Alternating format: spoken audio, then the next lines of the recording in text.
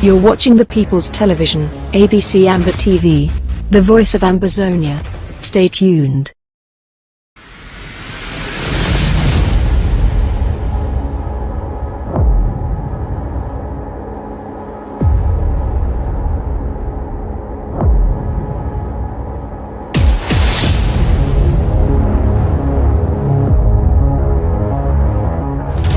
You're watching the People's Television, ABC Amber TV, the voice of Ambazonia. Stay tuned.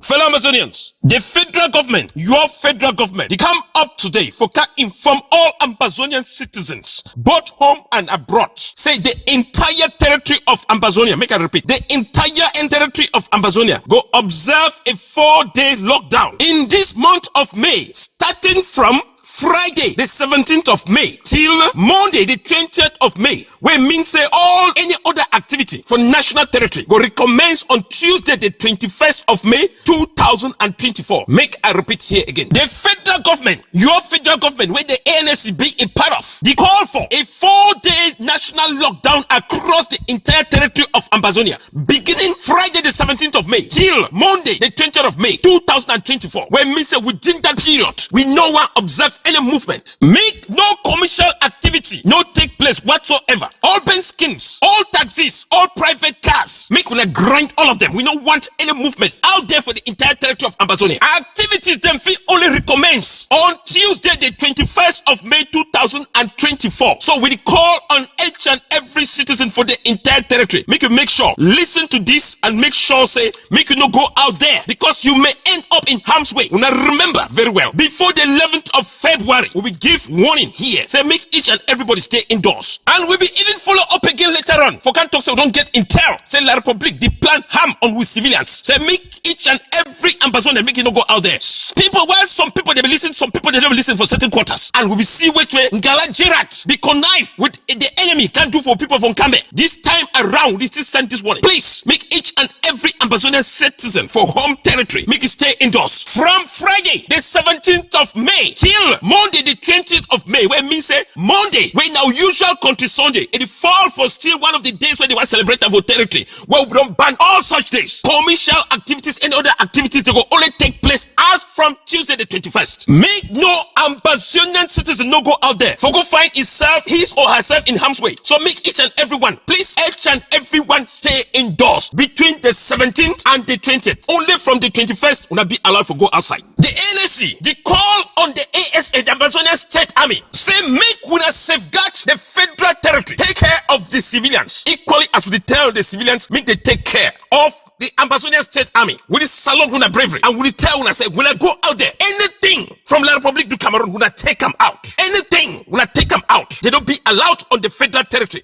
especially the terrorists where they come from there. This one, now the spokesman for the ANC, signing out today, the 7th of May 2024. Short live the revolution, long live the Federal Republic of Ambazonia.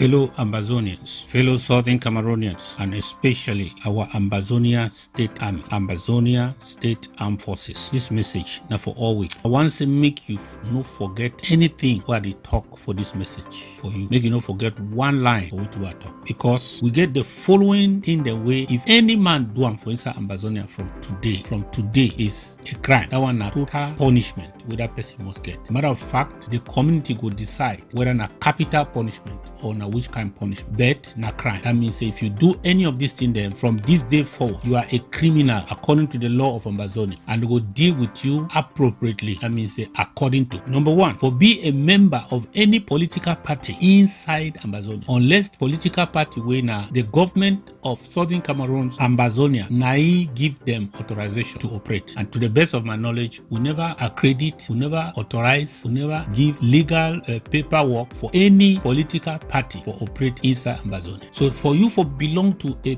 political party where it be authorized by the colonial genocidal government is a crime in Ambazonia. Whether not they call it a CPP, whether they call it a LDP, whether they call it a CPDM or a SDF, for you for belong because na colonial party than that, because they be authorized by the colonial government. For you for belong to any political party authorized by the colonial government, you commit a crime of treason. Number two, to support a political party inside Ambazonia is also a crime of association. That means that you don't associate yourself with criminals, therefore you are a criminal. Number three, all election matters inside Ambazonia na capital crime for Ambazonia. Na crime. Na number one bad for inside Ambazonia where it be na treason, because that means that for register for vote for Ambazonia, anybody where they carry a card where they call and say voters card or register for vote, that person na criminal, in name na criminal for inside Ambazonia. You are a criminal. If they search you, they see any voters card, that means say you are a criminal. Criminal number one,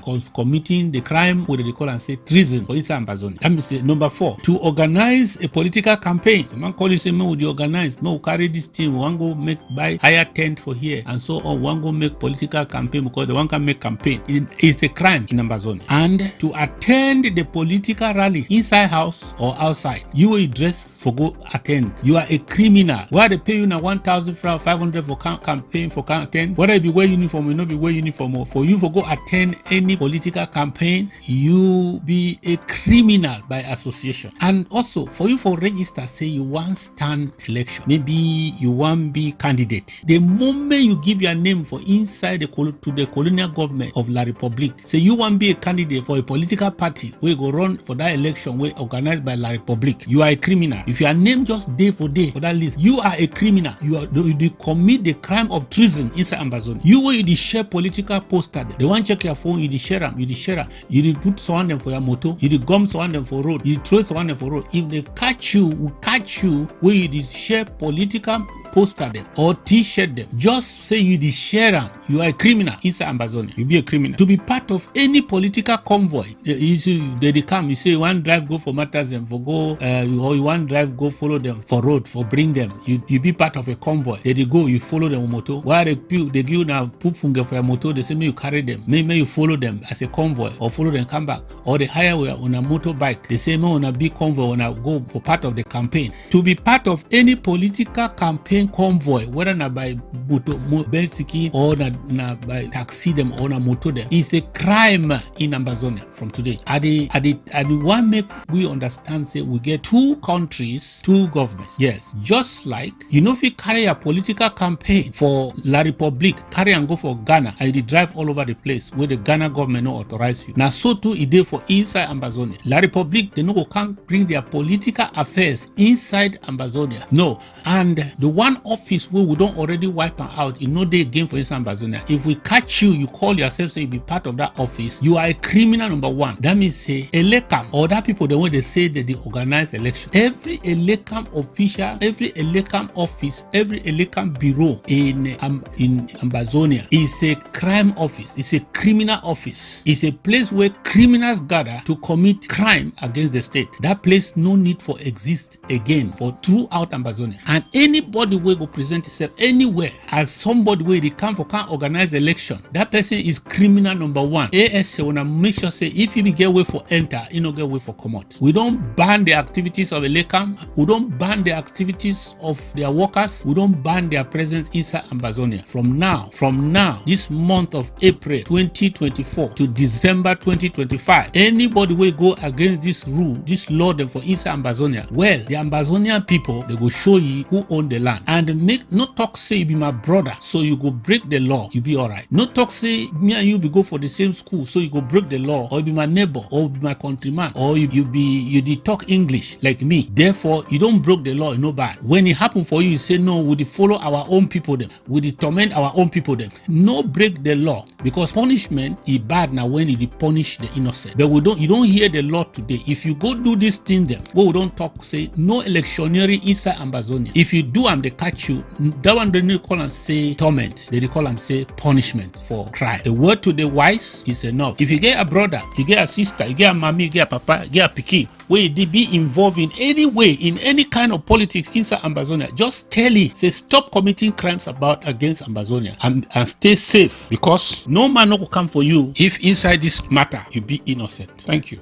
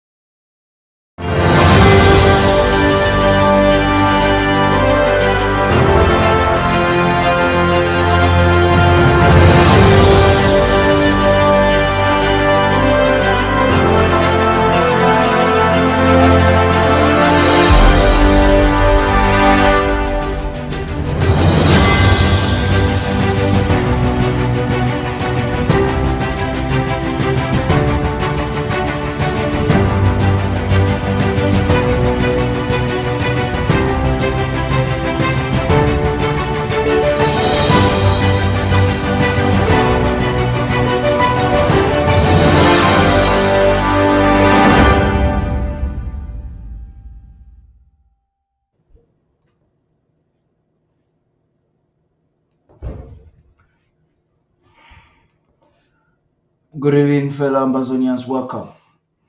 As La République du Cameroon schemes to have 20th May celebrations in Ambazonia against all odds, that one day, 20th May, the very day that marks decades of foreign dominion, the strong-willed people of Manyu County have demonstrated once again relentless resilience by thwarting efforts to impose colonial rule on their land.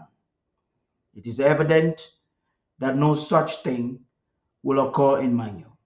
In a bold act of defiance, two colonial agents were neutralized in Akwaya, a vital and symbolic community within that county in Ambazonia.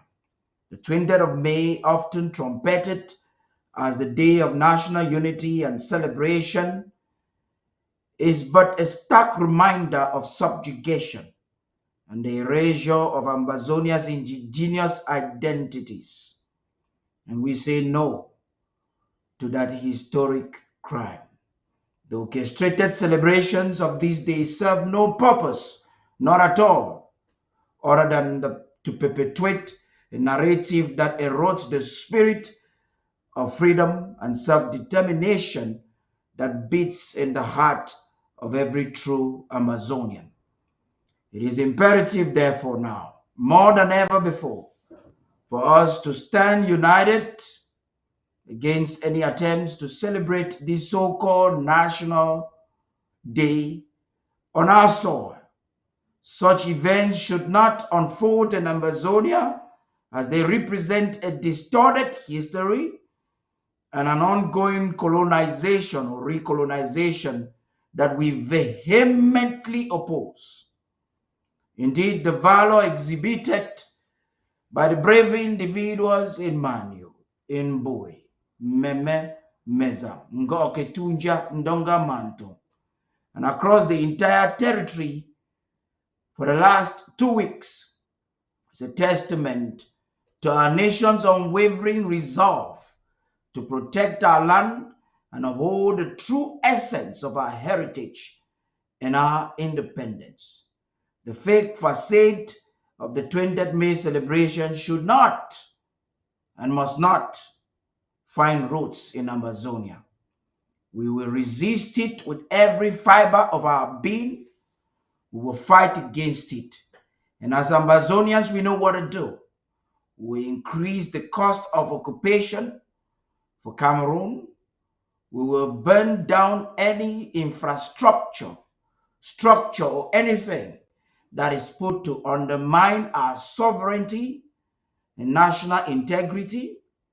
And like Commander Willie said last week, anything that stands on our way will be wiped out. This is Ambazonia this week with Third Party King, and we've come again to look at the week in retrospect, to appreciate the great work of what our people have been doing at the home front, most especially, and to analyze the news and whatever is happening on the news from our own vintage. It is important that after everyone else has made a narrative, the people of Ambazonia will have theirs to make. And with me on the panel, as always, is Barrister Fru Johnson, Barrister Tim Besia. We'll be having some of the commanders joining us. Commander Willie is going to be joining any moment from now. He is at work. We will have Fombat join us. Unfortunately, we will not be having Sylvester Zama as earlier programmed. But I can tell you with no fear of contradiction that tonight is one of those nights that will inspire you like never before. Stay tuned. We'll be back right after the break.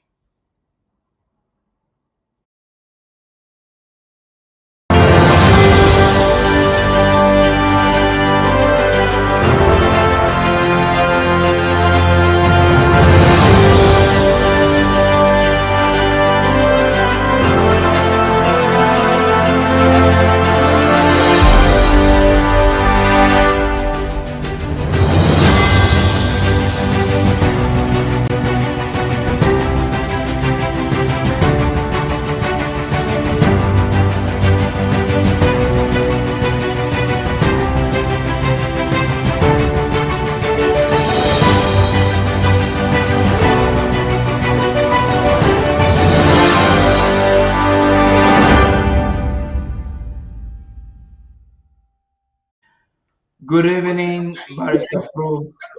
Good evening, Barrister Mbesia.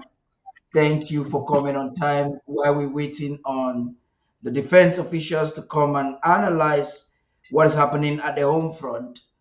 I'd like to bring to the attention of Ambazonians that from the data we have on us, since the 1st of May until today, that is the 18th of May 2024, Ambazonian State Army has neutralized approximately 50 colonial talks in Ambazonia. This is indeed a great one. Barrister Fru, you're welcome. It's another Saturday for us. Please talk to us. Thank you. Thank you, Paddy. Thank you for inviting us once more. We're here. Yes, Barrister Mbesa, you want to greet the people so we can jump right into this. Yeah, thank you for having us once more. This is another weekend, a very rich weekend indeed. We hope our analysis and contributions are going to be valuable to our followers, our viewers, our sympathizers, and even our critics. Over to you. That's amazing. Now you sure would have been you've been receiving some of the images. I understand that Onye has a report. I want to be sure if they are ready. She has a report in this regard about the lockdown. She has been following the lockdown for the past 2 days, scoping through social media, consulting with our reporters on the ground to know exactly what is happening. And I believe that she would have put together something good for us. Before we even get to that, how do you feel from the feedback that is coming from the home front? Barrister Fu, please. Yes, I was very impressed this time around, Paddy, because most of leaders, political leaders, mobilize the people. We heard from Batibo, we heard from many more, we heard from Mesam, we heard from Lebialem, we heard from Meme, we heard from Kupe Maninguba, we heard from Fako, we heard from Dian and Manyu. Everybody is mobilized. And given the fact that something's very, very important happened in Manyu in succession, one day after that, another 2 days after another one, and the people are mobilized. And I take this opportunity to thank our people because the lockdown on Friday, that was yesterday, it was marvelous, marvelous right across the whole territory of the Federal Republic of Ambazonia. the Southern Cameroons. It was wonderful, and it's continuing today, and it will continue tomorrow and Monday. We are very impressed. We are very happy. I can say with all sanctity, party, there will be no semblance of 20th May. I want to tell you, on Thursday, the colonial general called Buba took a couple of armored cars into Bamenda town, surprisingly into Bamenda town. Thursday was not yet a lockdown. So And guess what? he's probably trying to. Yeah, he said they were. He said, according to them, they were practicing. Immediately they left, all the major junctions, all the major roads in Bamenda were blocked, beginning from station. They were blocked, so they could not. No. So what they are trying to do, Barrister, could go anywhere from Thursday night breaking Friday yesterday. So Barrister Fru, what they are actually trying to do is Not to take hearing. photo of. They are trying to take photos ahead of time, so that they will use it for whatever they want to do. Can you repeat that, please? I said their attempt is to take pictures ahead of time. Your image is freezing. I don't know why. There is a problem. Take a problem. Okay, you can't hear me. I guess you can't hear me. You can hear me. Can you hear me? You can't hear me. Okay, I'll be right back. Let me verify.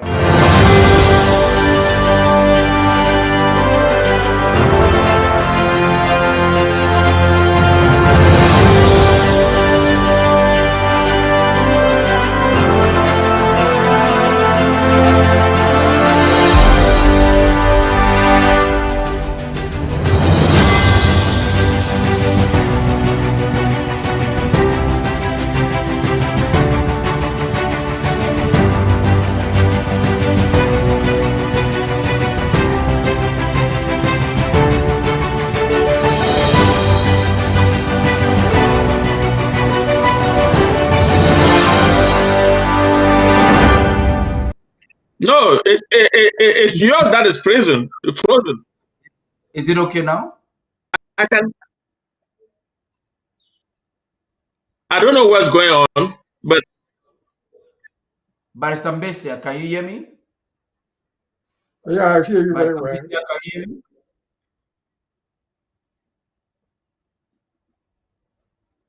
I hear you very well from my own part. Okay. Barrister Fru, what you may need to do is just to log out and log in. And Barrister Mbesia, why I try to communicate hear you. with Barrister, I can hear you now. why I try to communicate with Barrister Fru to ensure that this is fixed.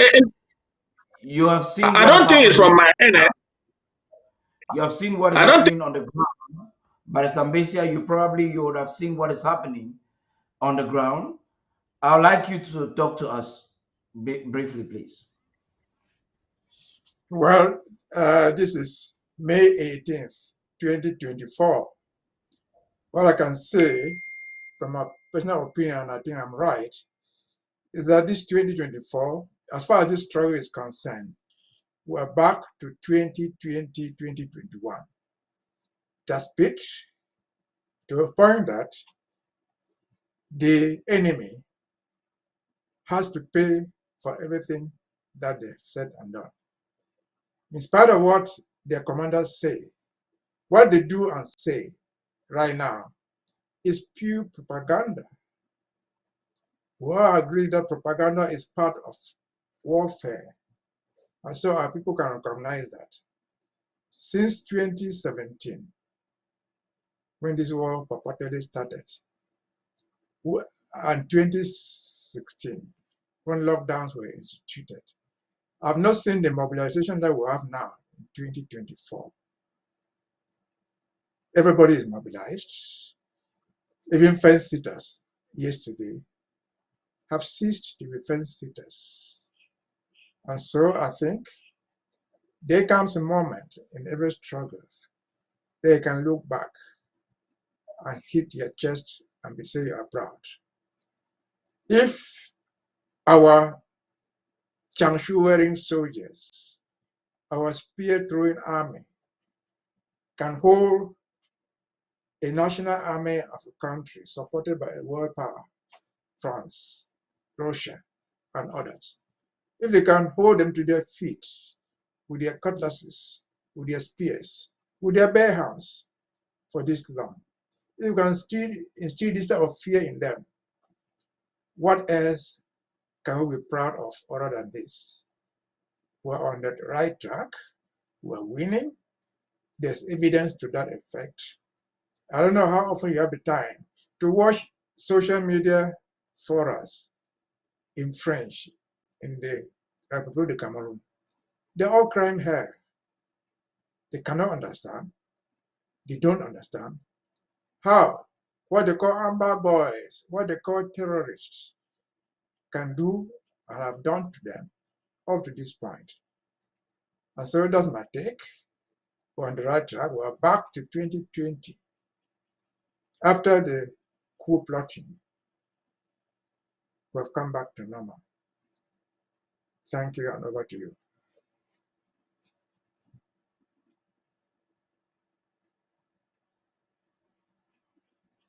Over to you, Paddy.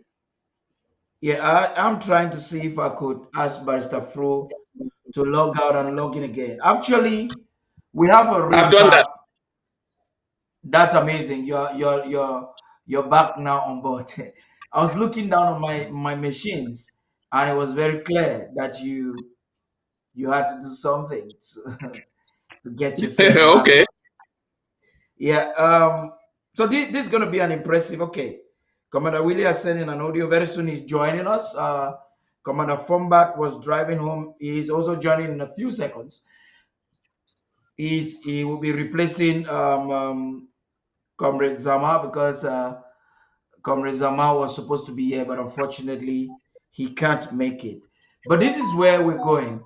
Let us look at what is actually happening on the ground, the different parts of Ambazonia, the images we are receiving. Onye has an interesting report that will take us just about 4 minutes. After that, which report, we'll be back to talk a little bit more about lockdown. Why do we lock down? Is it just to inflict pain on our people? What's the significance? Why must Ambazonia be shut down for these 4 days? That's a question a lot of people are asking. Those who are naysayers, enablers, facilitators of French Cameroon's occupation are using that to blackmail us by insinuating that we're inflicting pain on our people. But is this sacrifice necessary? It's a question we'll answer right after this report. Stay tuned. All right, let's look at the Ambazonian lockdown. Unwavering resolve against the 20th May fake National Day. Ambazonian 4-day lockdown appears successful by day 2 in defiance of the 20th May fake National Day. In the bold strategic move that underscores their ongoing struggle for sovereignty, the government of Ambazonia had declared an unprecedented 4-day lockdown, which started yesterday, Friday 17th, and it is to end on Monday, May 20th, 2024. This decisive action, as we already know, aims to tighten the ends on colonial influences and showcase the unity and resolve of the Amazonian people. Amidst the lockdown, it appears that certain colonial administrators are inadvertently aiding the cause of Ambazonia, specifically the Colonial Senior Divisional Officer, SDO of Manyu County, has ordered the restriction of vehicular movement from 9 p.m. to 5 a.m. This edict, whatever intended or not, has facilitated the efforts of the Ambazonian State Army in ensuring the successful execution of the lockdown. Reports and images from various counties, local government areas, villages, Bamanda to Mamfe, Ekaliwindi to Muyenge, Bui to Ngokentuja, demonstrate widespread compliance with the lockdown. The streets remain early deserted, indicating the deeper allegiance of Ambazonians to their government, led by President Samuel Ikamisako. This mass compliance is not merely an act of obedience, but a powerful statement of defiance against La Republic of Cameroon. It is a vivid illustration of who truly controls Ambazonian territory. President Sako's warning to those contemplating participation in or facilitation of La Republic of Cameroon's election in Ambazonia must be heeded. Participation in such illegal activities only serves to undermine our sovereignty and could render individual military targets. The ongoing lockdown enforcement by the ASA should serve as a stern reminder and deterrent. Despite this, the colonial administrators continued their campaign of manipulation and intimidation. Reports indicate that the Colonial Divisional Officer DO of Balikumbat has threatened civil servants with sanctions should they boycott the fake national celebration on May 20th. This act of desperation underscores the length to which colonial forces will go to maintain their illegitimate control, even at the cost of Amazonian lives. In the build-up to the National Day celebrations, the Balikumbat Colonial Divisional Officer sent an ultimatum to civil servants in the area.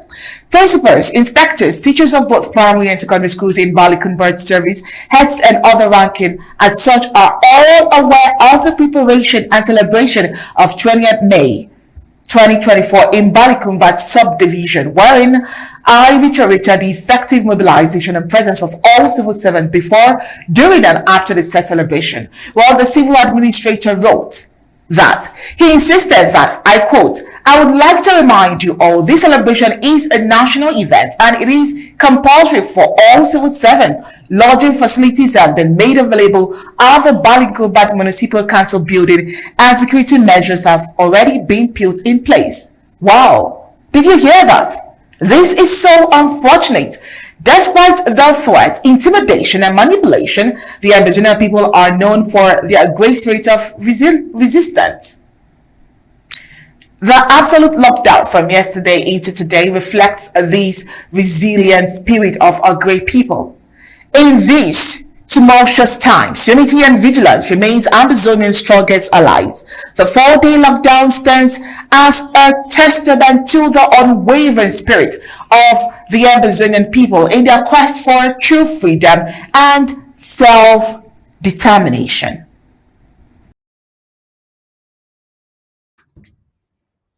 So we're going to take it from the bottom. So Onye, I'd like to reiterate, I know probably you were trying to report what was reported. It's Balikumbat LGA, not subdivision. The government has rephrased that. Take note of that, please. Now, this is where I want us to begin.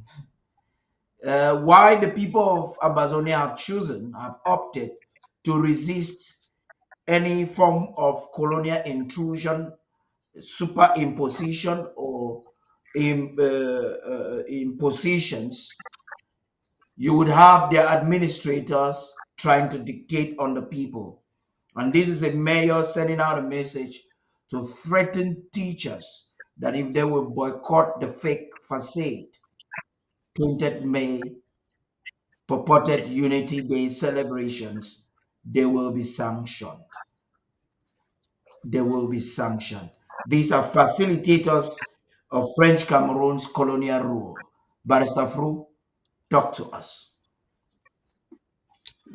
Well, I hope that the Ambazonia State Army is listening to him and should take him out before it's too late. Because our people are resilient. Paddy, you started by asking a question. Why the lockdown? What is the objective of the lockdown? I would like to attempt an answer. We are at war with La République du Cameroon. Ambazonia, the southern Cameroon's Ambazonia is not part of La République du Cameroon. La République de Cameroon has no right to impose any kind of celebration on us. They thought that they have assimilated us, they have conquered us, we are now their subjects, we are their slaves, and they can dictate and do whatever they want on our territory. Now we are in charge of our territory. We don't want them to do anything that happens on our territory. That's why no celebration of any kind organized by that terrible regime on the continent of Africa should take place in Amazonia.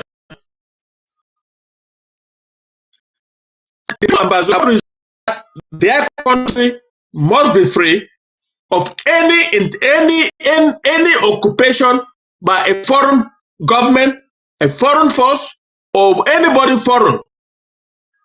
That is why we sent out a message not only to La République du Cameroon, but to the world that we don't want La République du Cameroon more especially, or any other country to interfere in our internal affairs to the extent of dictating a celebration, their celebration on our territory. And mark you, our people do not recognize the 20th of May in any shape or form because it was the greatest fraud operated on the people of the Southern Cameroon Ambazonia by Amadou Ahijo in violation of their own constitution that they imposed on us. Article 47. Every legal scholar around the world knows that so-called referendum of 20th May was illegal. And how come they make it a holiday? La République du Cameroon is the only country in the world that does not have its Independence Day as a national holiday. Go to Google, you will see it.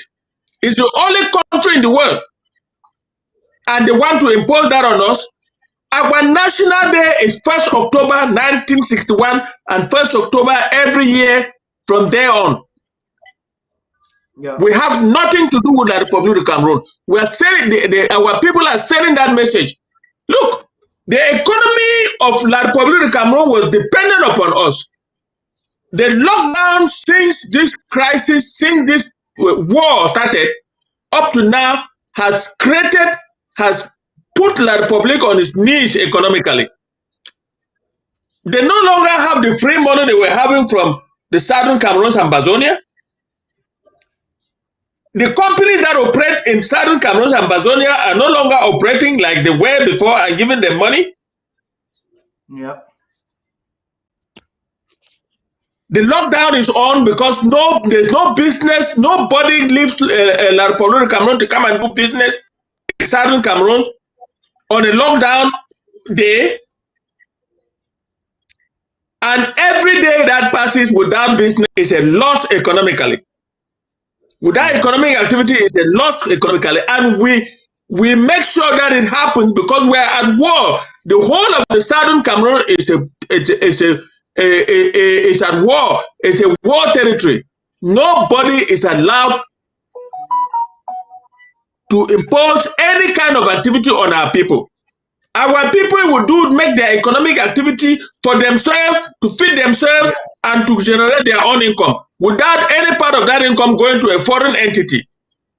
Yeah. The world knows now that we are not part of La République du Cameroon, and they will not enforce any kind of celebration on us.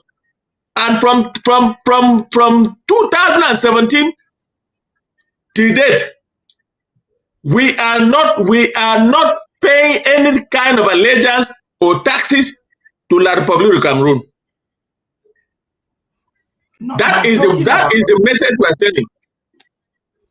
That is the message.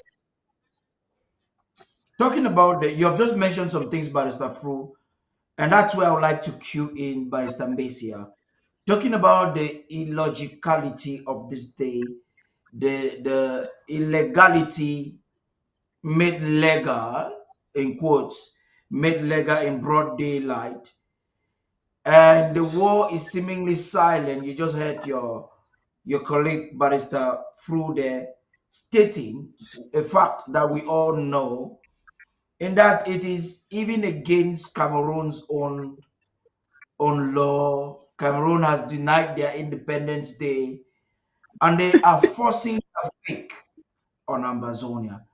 As you explain to our people the significance of this lockdown, the reason for this total boycott, would you kindly tell the world why we think this is not just a fraud, but an international conspiracy, that the silence of international parties or partners could seem a conspiracy to annihilate the people of Ambazonia? Barrister Mbesia, please. Thank you for having me. Before I get to that, you have mentioned two words, which I will take from there. An Yeah. international conspiracy. Before we go to analyze what is meant by international conspiracy, let's just step back a bit. What is Yaoundé celebrating on the 20th of May? What are they celebrating? What do they call it? It's a fête nationale, national feast, national public holiday. But what are they celebrating? Are they celebrating independence? Are they celebrating what? What they say, what they call the day, is National Unity Day. National Unity Day. And if you look at it as a National Unity Day, you must look at the lockdown from two different angles. First, this lockdown is intended to send a message to the ones we call international conspiracy, the international community, that the so-called National Unity Day is fake, is false. And to make that point very clear, does Yaoundé, who believes in Yaoundé, in Cameroon? The international community is represented in Yaoundé by different embassies, diplomatic missions. Is there any diplomatic mission in Yaoundé representing any country in the world that, based on this lockdown and what is going on in Ambazonia, would believe that there's national unity to be celebrated? Just pretending for a moment that the Republic calls us part of their country.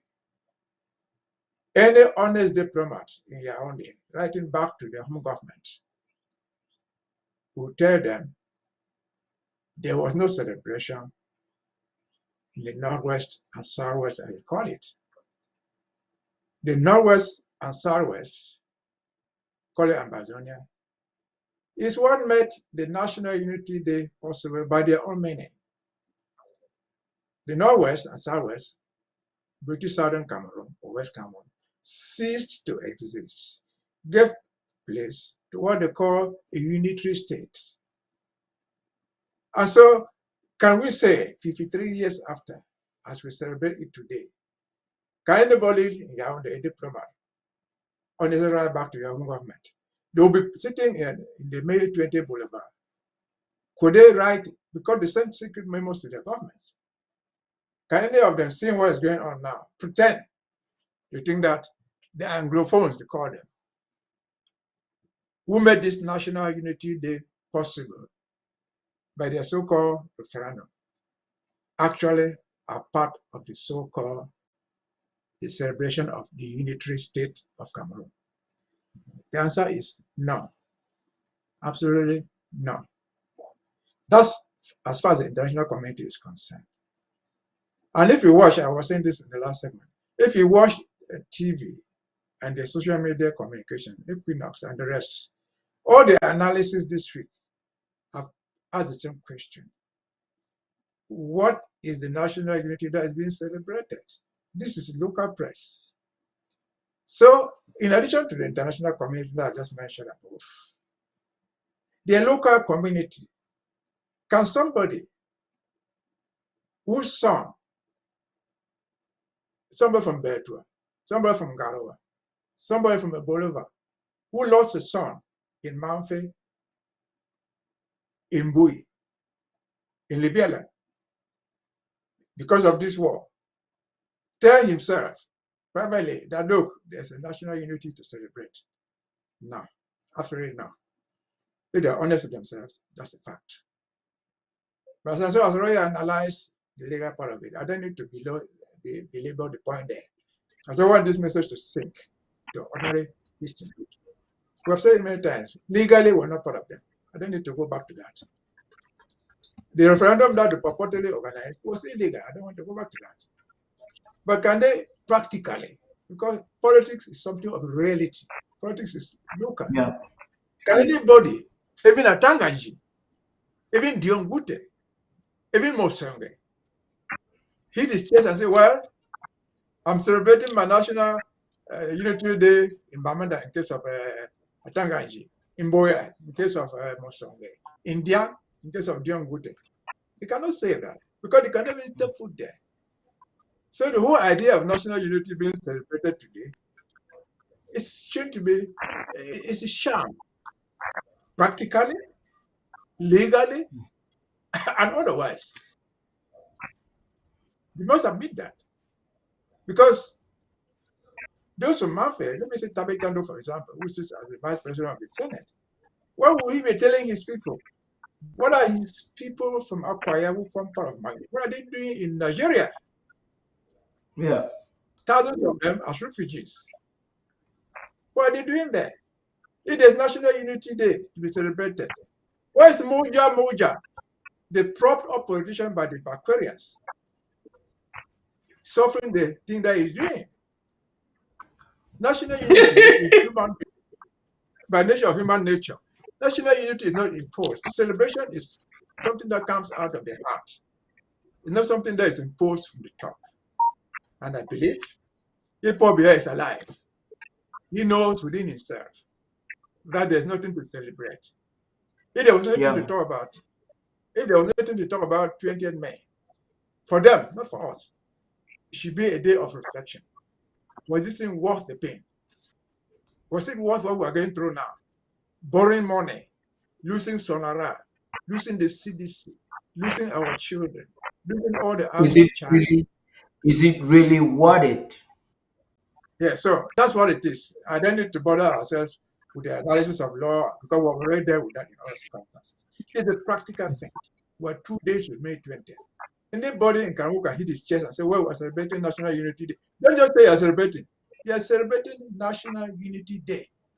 Which National Unity Day was brought into existence, if it ever existed, because of British Southern Cameroon, because of Ambazonia, because of West Cameroon. And so we can all agree on that. Diplomats, local politicians, even my old man years, even the old man in Bolova, even the old man in Betua, they agree there's nothing to celebrate called National Unity Day. If anything, there's something to reflect and ask, what is this thing worth? What is it worth? Over to you. Nothing indeed. Can I add to say? Can I add something? Please. Can I add something?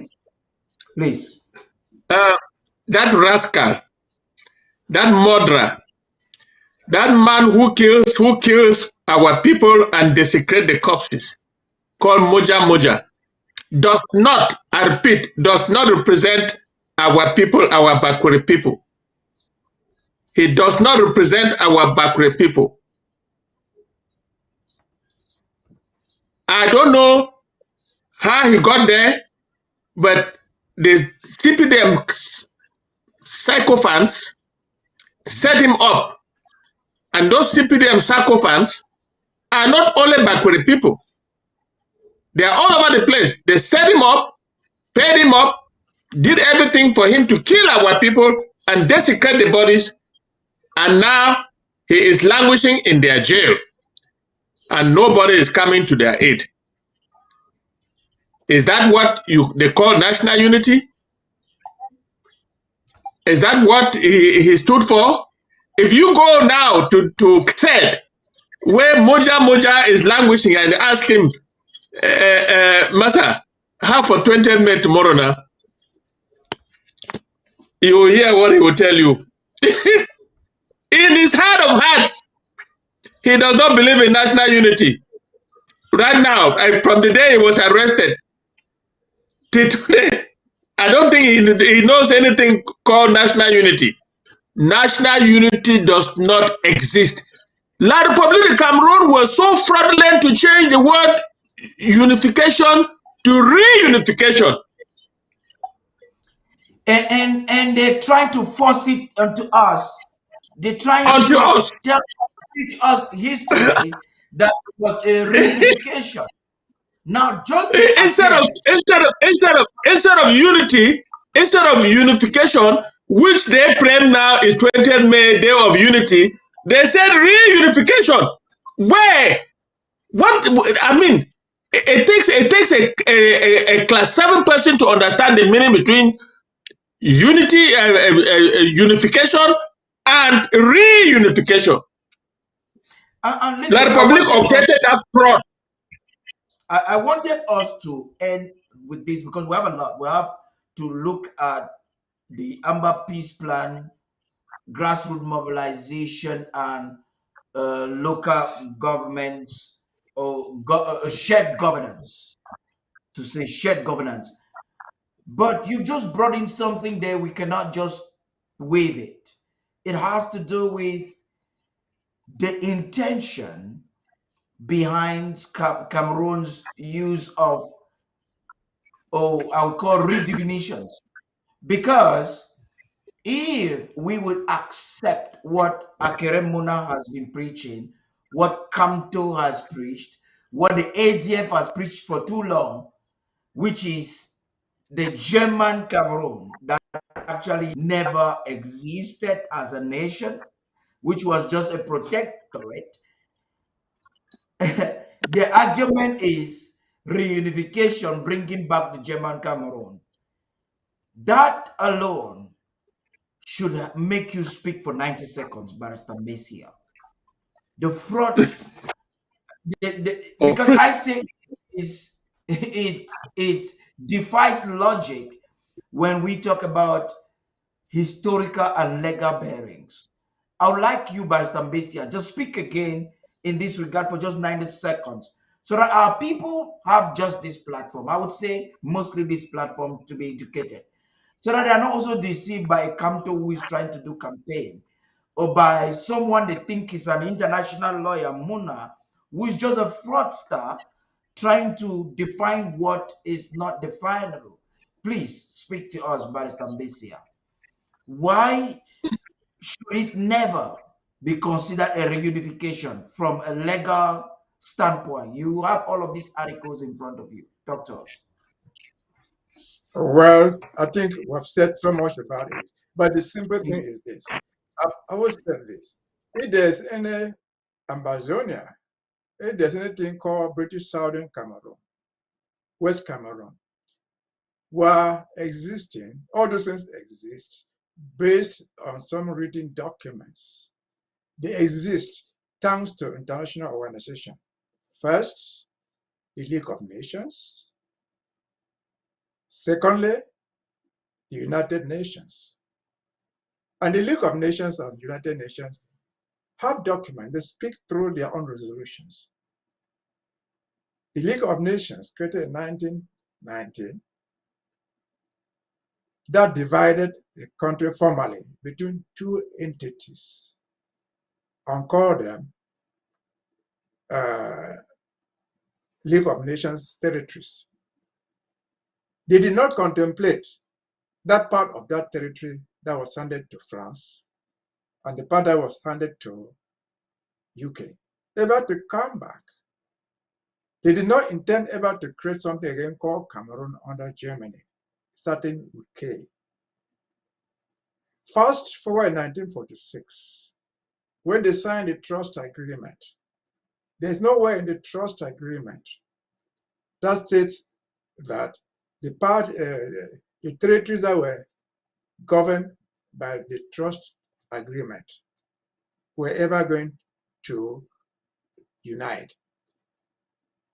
West Cameroon, Southern Cameroon was a trust territory called Cameroon under British administration. East Cameroon, which is called First Cameroon, was a trust territory. But that was not all. There were other trust territories in Africa. We were not alone. There was Togo, that was also divided into two. Part of it was given to France, part of it was given to the UK.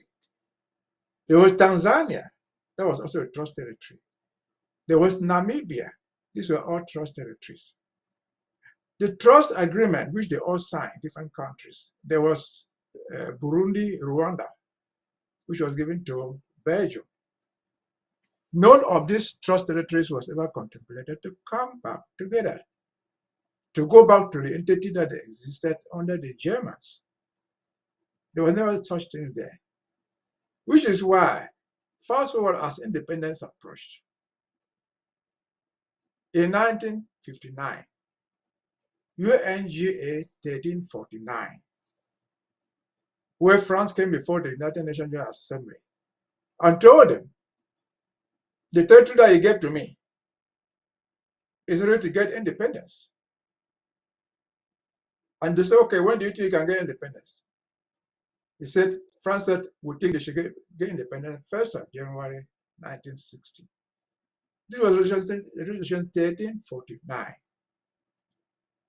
They did not say that they will get independence 1st of January with the part that was given to the UK. Fast forward, the same 1959, the British came before the same General Assembly and said, the territory you gave to me, that's British Southern Cameroon, British American Cameroon, is ready for independence. But we will not give them independence. We recommend that they should get independence by joining either Nigeria, their western neighbor, or the Republic of Cameroon, their eastern neighbor. That's what the British said. And on that basis, the United Nations passed Resolution 1352, which put the question, do you wish to get independence by joining either Nigeria or by joining Cameroon? He didn't say by rejoining. There was no rejoining there. He simply asked, do you wish to join or not to join? So the notion of having that thing called independence by joining reunification did not arise. It did not arise. The United Nations documents don't speak of reunification. Fast forward in 1961, the plebiscite was conducted. It just came out. In Resolution 1608, they wrote, paragraph 4A, Northern Cameroon, what they call Northern Cameroon, that is the part that was still under the British, will get independence on 1st of June 1961. Upon joining Nigeria, they didn't say upon rejoining, upon joining Nigeria. Yeah. Paragraph B, British Southern Cameroon, that is what we call Ambazonia today, should get independent on the 1st of October. Upon joining, they didn't say upon rejoining, upon joining the Republic of Cameroon. So the notion of reunification. No, upon joining La Republic or Nigeria. That's what I've said. So I'm trying to say there was nothing in the language. There was no rejoining. And therefore, the whole idea of a rejoining, reunification is just a calculated fraud. Yeah, they conceived this idea. They conceived this idea of rejoining because they wanted, they had a secret plan to absorb British Southern Cameroon. Yeah. They had the idea, even back to 1972, that if we come out to complain, they say, no, you are just part of the bigger whole. The problems you have in Boya are the same problem people have in Garawa. The problem they have in Garawa are the same problem people have in Yagua, and they have in Jam, they have in Bafusan. That's the notion behind it. But let me go back a bit. I thought of Moja, and then I wanted to revisit it. See, I don't know whether Moja Moja is representative of the Bakweris or not, but I would say Moja Moja, I can say it there openly, was created, the figure Moja Moja, with the message she carries, it was created to carry the message that the Northwest and Southwest cannot live together. Moja Moja lives in Buea. I've not heard what the so-called the Regional Assembly in Buea come out to condemn the acts of Moja Moja. I'm not Because they are saying, CPM. for what they are. I'm not saying Mosong, who is in charge of living together, what you call that commission, come out to say, no, what Moja Moja is doing is wrong. If the Northwest and Southwest cannot live together, this is what I'm driving to. Then what are they celebrating on May 20th as a National Day of National Unity? A national unity where somebody from Bamenda cannot live in Buea. A national unity day where somebody from Bafusam cannot live in Beretua. And so back to the May 20th that we're focusing on. This is a charade of a celebration that has no meaning. So again, I expected, rather than see somebody condemned, Cameroon creates its own elites. In the language of Yawunde, Mosonga is an elite. Mbelamuki is an elite. These are the people who are supporting Moja Moja to spread the religion of the Northwest cannot live together with the Southwest. In any country, America, Japan, if one part of the country, people from another part of the country cannot live in the other part, you don't talk about national unity. You and me are in the United States. If some people are national, you can pack your things to your car and drive to Florida and look for a partner and live there. Drive to Texas, drive to Maryland, nobody will drive you, that's the United States. And so this notion of celebrating something called Fed Unité Nationale in Yaoundé is an absolute charade.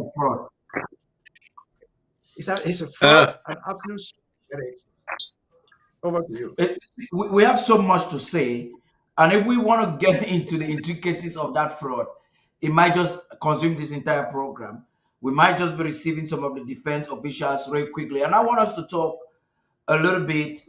When Barrister Fru spoke earlier on, he brought out something that inspires us, and you affirmed with him, was talking about mobilization, where we had every community leader actually mobilizing their people to boycott the lockdown.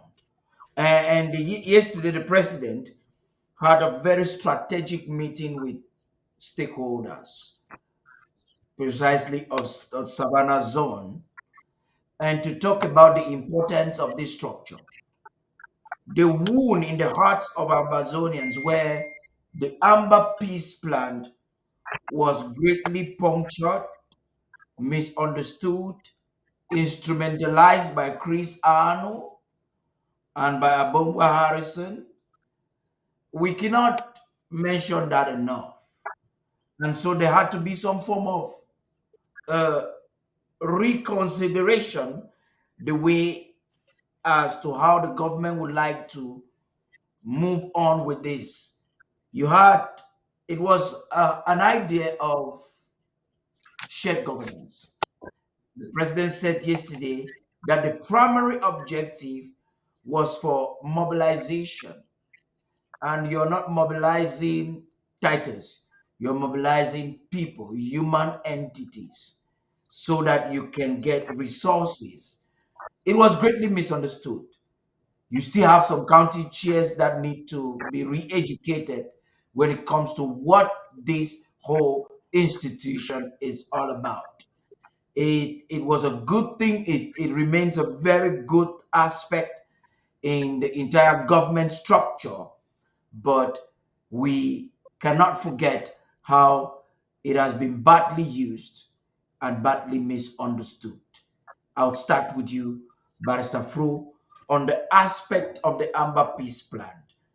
What will be your advice from you participated in yesterday's meeting moving forward as we galvanize ourselves to kick Cameroon from our national territory? What would be your advice? And you will make a brief comment as well, Barrister Mbesia. Then we will look at the military report of this week coming from the home front. Let me begin with you, Barrister Fu. Yes, Paddy, the Amber Peace Plan was properly debated and voted upon in Berlin.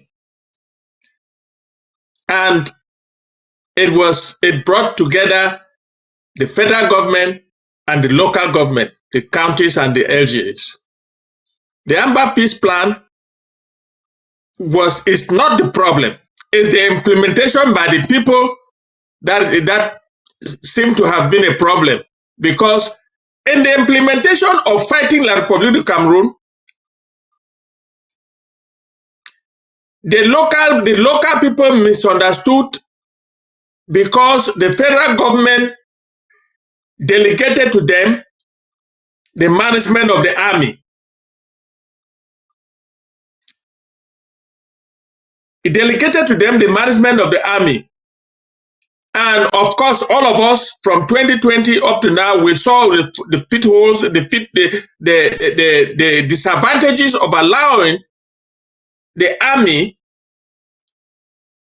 to be decentralized in a revolution like ours. So we had to do what you call re-evaluation of the Amber Peace Plan, its implementation, and to make adjustments. Nothing has changed from the original Amber Peace Plan. The only thing that has changed is the management of the fight. The management of the fight was allowed to be managed by the counties and the LGAs, and all our draft from 2020 was going to these people. And when Chris Anu came with his coup and his coup plotters, along with the so-called Restoration Council led by Kometa and others, and destroyed everything, a lot of the people that represent the local, some of the people that represent the local government went away with the resources that we built over the years of this war. And so it was time for us to reevaluate and re-strategize. The place of the LGAs and the counties is still very much intact. We have not taken away their participation in the fight. We have just added the element of the federal government, and that element is the federal government now will no longer use third parties to fight the war. The third parties I mean is the LGAs and the counties. But that doesn't mean that will take away the powers of those third parties to manage the forces on the ground in another way. But the real fight and the real financing and equipment of everything that concerns the army devolves now to the federal government, but with the participation of the local government. That is why the draft has been divided into two. There is the federal draft and the county draft. We will be finishing the federal draft come next week in Atlantic. And then now we will go to the county draft. That county draft is intended for the counties and LGAs to do their own part about the war, taking care of the wounded soldiers, feeding the soldiers, taking care of the orphans, the widows, and so on and so on, medical bills and so on. It's a lot. It's a lot of responsibility that has devolved again to the to the local government, the counties and LGAs. So my advice is that we should stick now with this plan of the federal government participating wholly in the fight by supplying what it can and carrying out its own projects in the fight, so that the LGAs and the counties will also bring in their own input, and they both will fight. In the past, what happened? I was in the IOC. What happened was that the LGAs and the counties were supposed to give 20% of the draft money to the federal government, which they never did. It was a very difficult time to collect 1 penny. That's a very important part. If we get there, those were some of the loopholes of The loopholes. with the Amber. Yes, I'm coming. I'm coming to give to land. The 20% was never given. Miley, Jambelele, and myself, we did everything possible to collect that 20%. It was not coming. And finally, the whole executive of certain counties went away with that money. They went away with the draft money. The fighters were not getting. But if it was some form of a local government and county being emboldened financially, holding up to that strength, because money brings the strength, and then Yes. a weakened federal government that was not even being listened to, and coordination became a problem. So it became a problem.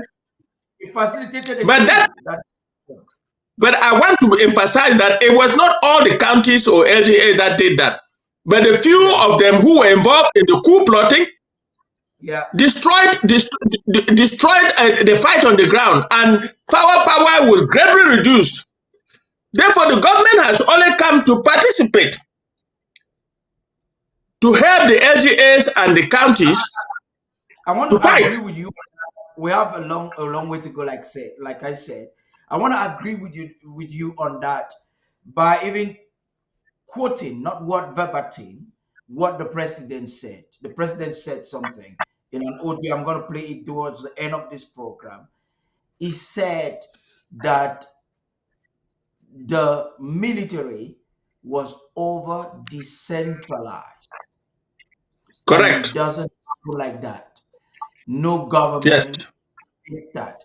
And that's where you found out that some local government or perhaps county or officials went to the extent of owning fighters that they will not allow the president of the nation speak to them.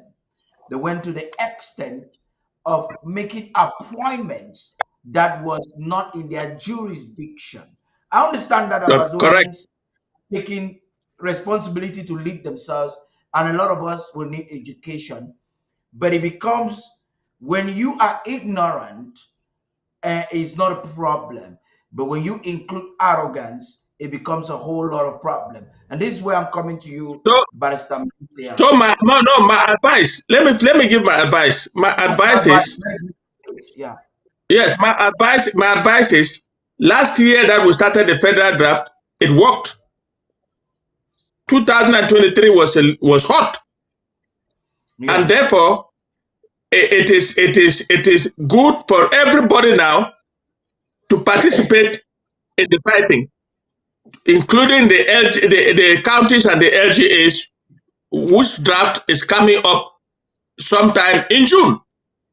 And I believe that the Amber Peace Plan was the best political plan that was put together by all the stakeholders, and we must maintain it, but we must from time to time adjust.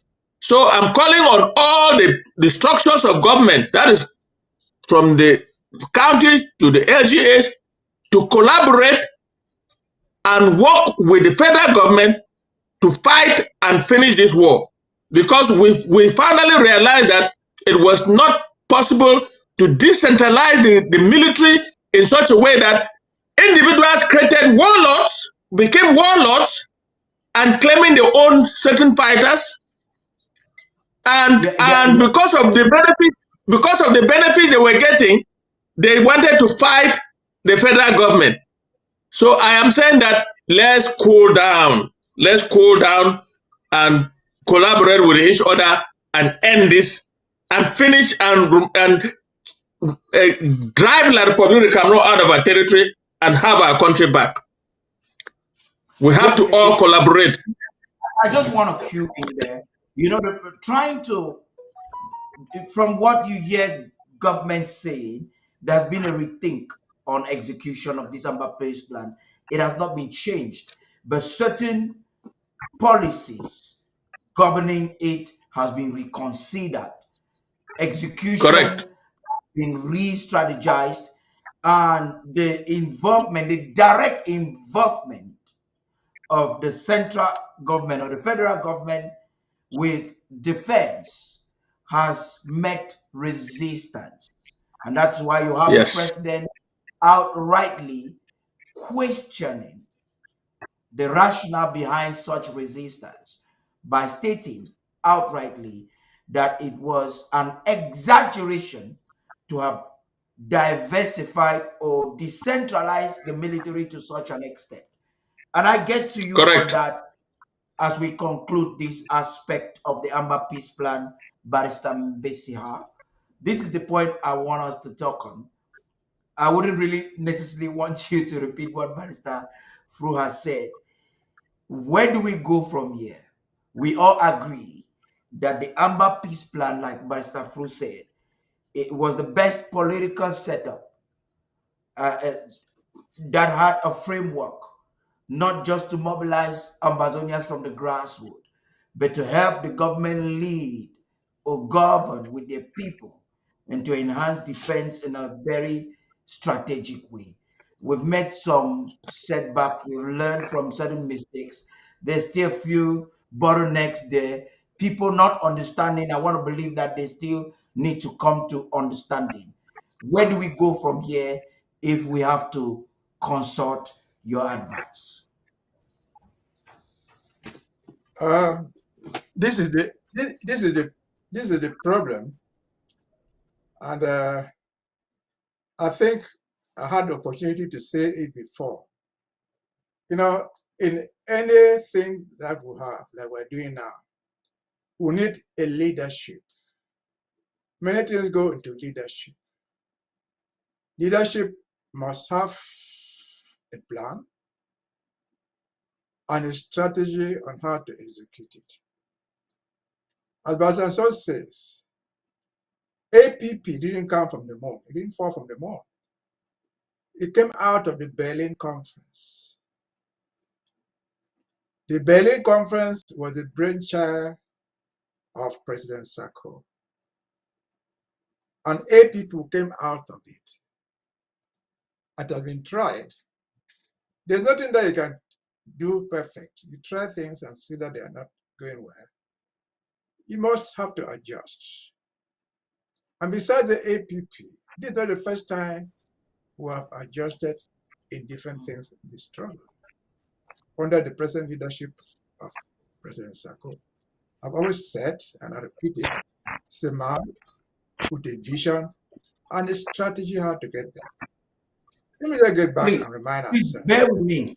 Bear with me, Barrister Mbesi. I want to just cue you in so that you add this as you conclude with whatever you want to say. This a rhetorical question, but it's important that you add your answer to it. Are we saying perhaps some people have this concern? So I'm talking for the people here. This is not necessarily my thought pattern. So are we saying that the rethinking, reconsideration, and re-strategization of the Berlin Conference, or would I say the Berlin Workshop resolution, is this rethinking and re-implementation, reconsideration and introduction of the state army, and is it in contravention of the resolutions? Is the government doing something that is the president taking too much power to do what is, because I've heard some comments like that. So I want you, from a legal perspective, you understand that those documents better than some of us. From a legal standpoint, to explain to the people what is constitutionally right with government's current act. Please talk to us. I was coming to that, but let us understand. Those of us, those are following us. You must understand what a revolution is. A revolution is a train with many moving parts. You move, you learn a lot as you move on. You falter and you correct the errors. And I was coming to say that let us leave APP one first and go back and reflect on what this leadership has brought to us. When President Sako came to this authority in 2018, what the IG, what the Restoration Council, who moved to Berlin, we did not abolish the IG, we did not abolish the Constitutional Restoration Council, but we improved on how it was going to work by including LGA by LGA, county by county. That was a new inclusion. But to your question, was that legal? Of course it was. Because it was an assembly, whatever thing the president conceived was approved by that General Assembly. And we have moved from there. We ceased to be IG and become a government. Is that improvement? Of course. Is there any reason to have improved? Yes, we saw a need to do that. We were moved from Restoration Council to the House of Representatives. That is improvement in the revolution. You change your style, you change your gears, you change your tactic. Over to the APP that we are talking about. I was president of the APP of yesterday. There are two qualities for you to assume office in this thing. The president is just one person, but he has to be assisted by every 8 assistants, call them ministers, call them directors, anything. But they do it from his vision. He puts out a vision, and those people follow to execute it. And one of the good qualities that you must have, if you have to hold position in this struggle, is your ability to listen to the leader, to ask questions if you may, and to have answers, and abide by what comes from the top. Because the president says, the majority is not 100, the majority is 50 plus. Once the 50 plus take a decision, it binds you. Many people oppose what we call the draft. Yesterday we had the opportunity to talk about charcoal radio. But after listening to him from his audience, you found that they did not just even understand what they were talking about. They didn't understand what the president had done. If charcoal radio and his critics and people who joined him had understood that VP Eric Ate was simply executing the orders of the president, they would have had no reason to be attacking him in person. What the president decided to change the tactic, which Mr. Fonso has explained very, very well. Barrister Bessia, do you think they did not understand that the VP is simply the shadow of the president? No, I think that's where you didn't get it. They understood it. It was a attempt. They understood. Let Barrister Bessia finish, Barrister Fu, please. Let him finish. I know you Let me want to learn. react. Yeah, go ahead. Let me learn with my thoughts. I think maybe some people understood. I can say here, I'm saying here right here. Yeah. Charcoal radio did not understand. I've talked to charcoal radio. He didn't understand what it was all about. From what he was explaining, what he thought was going on, he didn't even understand that this was a policy endorsed and enforced by the president. For him, he just thought that Vice President Eriate was just going around trying to undermine his meme, trying to whatever thing he did. But the bottom line I'm trying to say is simply this. If you take, here is the chair or the security guy in Mizam. once you take official position as a member of this government, you know that you have to implement the policy from the top. Once it becomes policy, there are only two options. You abide by it, but if it's uncomfortable for you, you step down. As simple as that. There can be no two leaders in a struggle. There can be no two policies. The president might be wrong, but once it becomes a policy, you implement it. If you don't want to implement it, the only option is to leave the position that you hold. You cannot put a rival policy to that of the president. And so that's the quality of leadership in anything that we want, be it a classroom where you have a head boy, a head guy, or anything. And so the APP, when it started in 2009, and we said we're going to use the LGAs and counties, we did not contemplate this problem that we have encountered now. Nobody foresaw that you give money to some people for the fight, and the money will get back to the people. Will never get to the people. Not the right amount will even get there, if anything got there. I mean, whatever got there was not even said to come from the treasury, was not even said to come from the federal government. We did not contemplate this. We thought that all of us who were there were going to be honest. But over the few years, we discovered that not everybody is honest. And so we decided to change strategy and change tactic. That is normal. That is what fighting anything means. That is what struggle means. You have to adjust your strategy as you move on. You have to adjust your tactics depending upon the circumstances. That's why I gave the example of having changed from the IG to the government, having changed from the Restoration Council to the House of Reps. In fact, we didn't even go right there. We started with interim house. They would realize that no, we don't need an interim house. We've gone through the full House of Reps for good reason. Yeah. And so that is the bottom line in this thing. The APP as it is now is still live, but the strategy for funding the struggle has changed. And until we change the new strategy, that is the one that applies. Whether you like it or not, no matter from what county you come, from what LGA you come, that's the policy.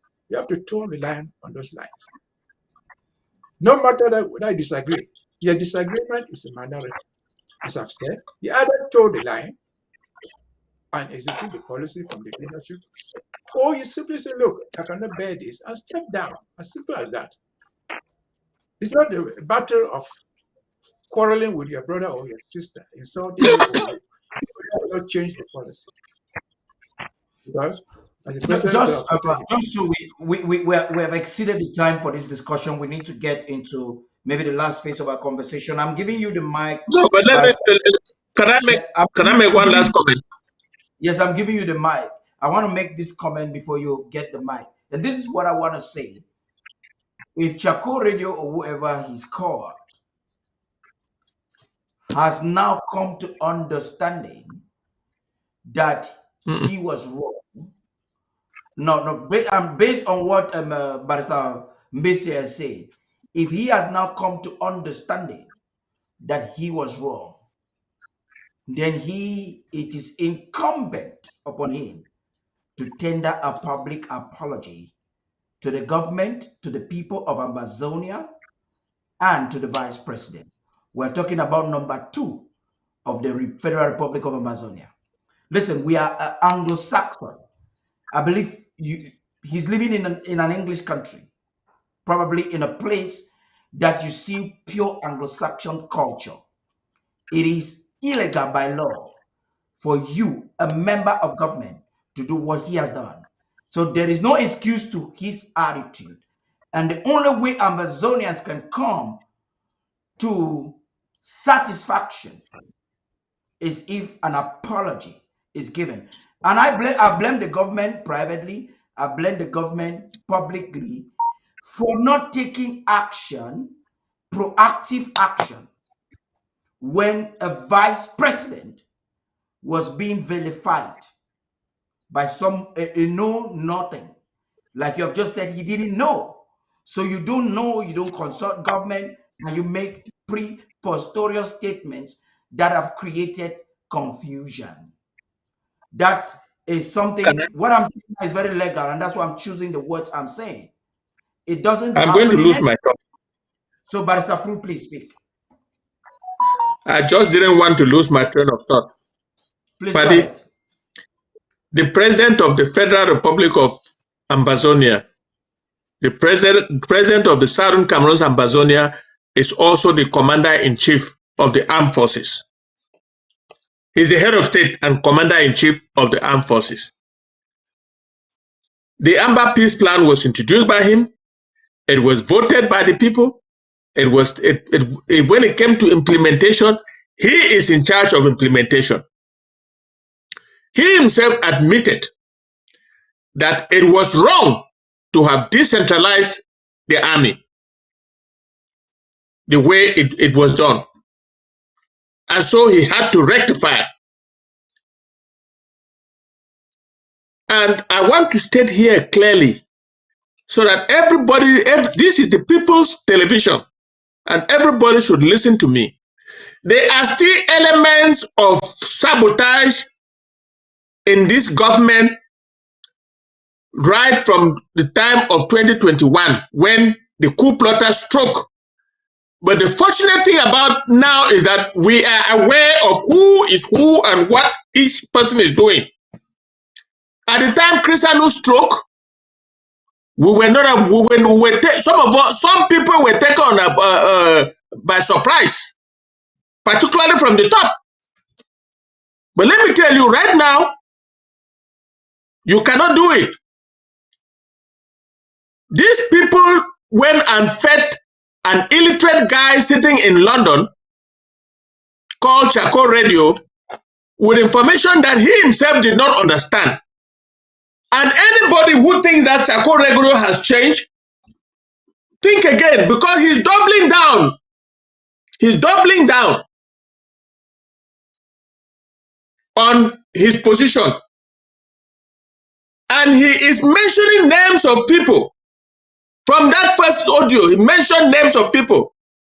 It was not an error. It was by design. These people are still in this government.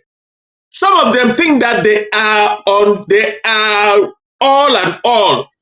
They can do and listen, let me finish. Let me finish. They can do and undo. And for that reason, they cannot succeed to do what they are doing because they have gone the wrong way in addressing this issue. If you have an issue, if I have an issue and I'm a cabinet member, I have an issue, I will address it in a cabinet meeting. But if you take it and set up a small radio man who also doubles as the LGA defense man of Mamindankwe, which means that he's part of the government. The people of Bamindankwe, the LGA of Bamindankwe would have taken immediate steps to get him out, let him stay an activist. Because he is right in the apparatus of the military setup. And for him to take on the vice president of the nation, and he did that because, like Barrister Mesa said, he was ignorant. But the people who fed him all that information were not ignorant. That's where I want and he has not. He has not changed. Yes, he has not changed. My position is that he has not changed, and that we should get rid of him. I think we have not digressed, but this is what I want to say as we move into a very important aspect of our conversation. I don't want to make this discussion about him. He's not that important. He cannot occupy an important aspect of our conversation. But recalcitrance, insubordination is not tolerated anywhere in the world, not even in the most democratic country, the United States. Like I said in one of my audios, we just need to keep on educating ourselves. A lot of us need to understand what governance is all about. That I call you Mr. President doesn't mean if you were not Mr. President, I will have to give you that kind of respect. It's about understanding structure, hierarchy, protocols, procedures, and processes. If we would just understand these things. And the objective of this vilification of the vice president, I told people was not the vice president, it was the president, number one. Number two, it was an attack against the re-strategization of the Amber Peace Plan that certain individuals and benefactors were not comfortable with. And it was just about those who want control. And they don't even know how to do the control. So we understand this because a lot of government institutions, including ABC, has been affected by such recalcitrance, and that has got to stop. We're making progress right now. Onye and Star, they have a report on the military situation at the home front this week. Right after that, we will be processing the defense. I hope I would have had some of the defense officials. So right after that, we'll be looking at the possibility and time frame that it would take for Ambazonia to kick out Cameroon from their national sovereign territory. Stay tuned. Oh well, Ambazonia remains vicious. Taking a look at the Amazonia military report of this week. Akwaya Colonial Brigade Commander and Deputy killed by Ambazonian State Army. What do you think about this, Sonia? Well, it's inspiring. Ambazonia continues to thrive amidst warfare with the fierce conflict stretching from the savannah to the midland zones, and the intensity of confrontations felt across the entire national territory of Ambazonia amid efforts by the Republic of Cameroon military to invade the hinterlands of Ambazonia and usurp its lands. The Ambazonian State Army, the ASA, staunchly defends the motherland with unwavering determination. To state otherwise would be insensitivity, dismissive of their valor. Well, as we enter the 8th year of the ongoing conflict between Ambazonia and La République, it is imperative that we reflect on the journey thus far. Despite the challenges in the direct and indirect orchestrations of the nonagenarian Paul Biya, Ambazonia military volunteers have defied expectation, continuing to stand resiliently against the Franco-Cameroon La République. The recent victories in the field are testaments to the resolve and capability of the Ambazonian State Army. In a recent tactical success, precisely on Thursday of this week, in a well-executed ambush, the Ambazonian State Army of Manyu again successfully neutralized the Colonial Brigade Commander and Deputy of the Akwaya local government area. This operation exemplified their unique blend of guerrilla warfare techniques, combining both ancient and modern weaponries with remarkable creativity. This blend has proven effective in countering the conventional military strategies employed by La République forces of occupation. Well, just to agree with you, 8 days ago, a similar clinical ambush by the ASA of the same country, precisely in Yumoyok, resulted in the defeat of a colonial commander and at least 6 gendarmes. I would say without fear of favor that this victory underscores the ASA's commitment to defending and protecting the people, a responsibility they have resolutely embraced. Before we get into the in-depth of what happened in Akwaya, let's take a look at the Yumoyok's ambush of last week once again. Mafunguti, captain. So na si matera, captain bule is kashi. So na matera in this. Prince Ayamba, send me money, general lot, he picking them. Bulete, Umaleske, would Amoka. They did for inside the squad. We don't form the squad. For inside Manyu. What people they run? Who remember go fight them? So now team this for down today. We don't collect exactly 7:30. The physical people they for. They don't listen now. The squad. We don't another anyhow they good. We burn them. Since I don't send you this thing. I don't send you the video. As we kill we burn them. With the other video we just kill them throw down. So na still a day. So if you tell me say I call Eze, call Ojolegba, Oloku did the call KC. Are they here? They walk they down. You don't see now. I need joke. You know this I do, and they harvest them. And they harvest and harvest them. And about this. And about this. One of the face.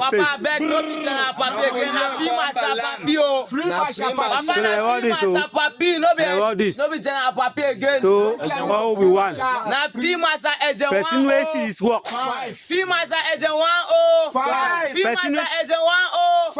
Person where she is work. Men say Manyu don't come back. Manyu don't come back on that. Manyu don't come back. And all they as one, we do one voice and work the work. So we need a support. What's more? Five. Live for Goron. Bombo. La no chance. Now with this. Bombo. Hey. Now with this.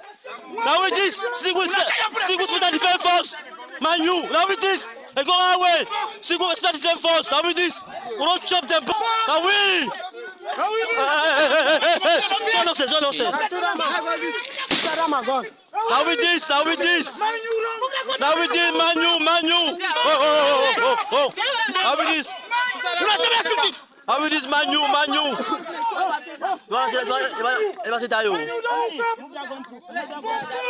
Now with this, Manyu. Now with this, Manyu.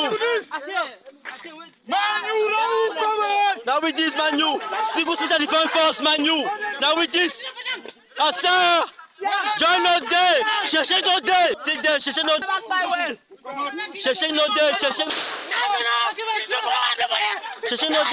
dés. Comment voter?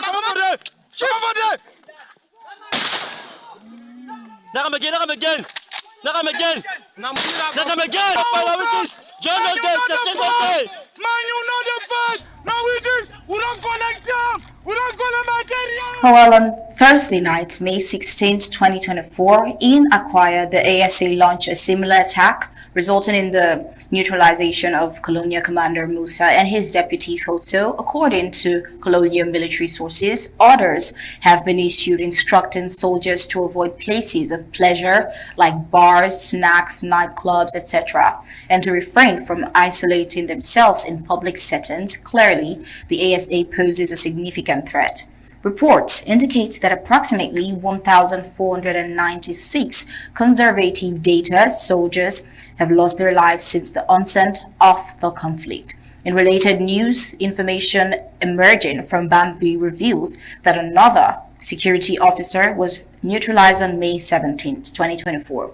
That's yesterday during an operation aimed at avenging the deaths of two security officers in a recent Bambi attack by armed men. Now, only it would be right to say that Ambazonia is indeed a land of no return as they have played it out to be. Oh, well, that's an emphatic reality to say the least. On May 16, 2024, a targeted operation was launched in Bambui against separatist fighter camps. Sources reveal that other security officers were seriously wounded, with one currently in critical condition in the hospital. While we are yet to confirm if any armed separatists were neutralized or injured in the operation, it is evident that the ASA remains steadfast and determined to secure a free and safe Ambazonia. Oh well, that is a demonstration of resilience. It is crucial to remember that La République initially claimed that they would achieve victory within 2 weeks. That is, neutralizing Ambazonians within 2 weeks. Now, 8 years after, Ambazonians have posed the question, where does Ambazonia stand today? And the answer is clear. Ambazonia remains strong and defiant. Well, the combat of Ambazonia field data shows that in less than 3 weeks, the Ambazonia State Army has neutralized about 50 well-trained La République occupiers. This significant achievement, which the La République corrupt media and their proxies have conspicuously chosen to omit, highlights the effectiveness and prowess of Amazonians' armed forces. Such victories are a direct reflection of Amazonia's commitment and unyielding spirit. The ASA Ambazonia State Army's persistent effort underscores their unyielding resolve to protect their land and people, ensuring that Ambazonia remains victorious.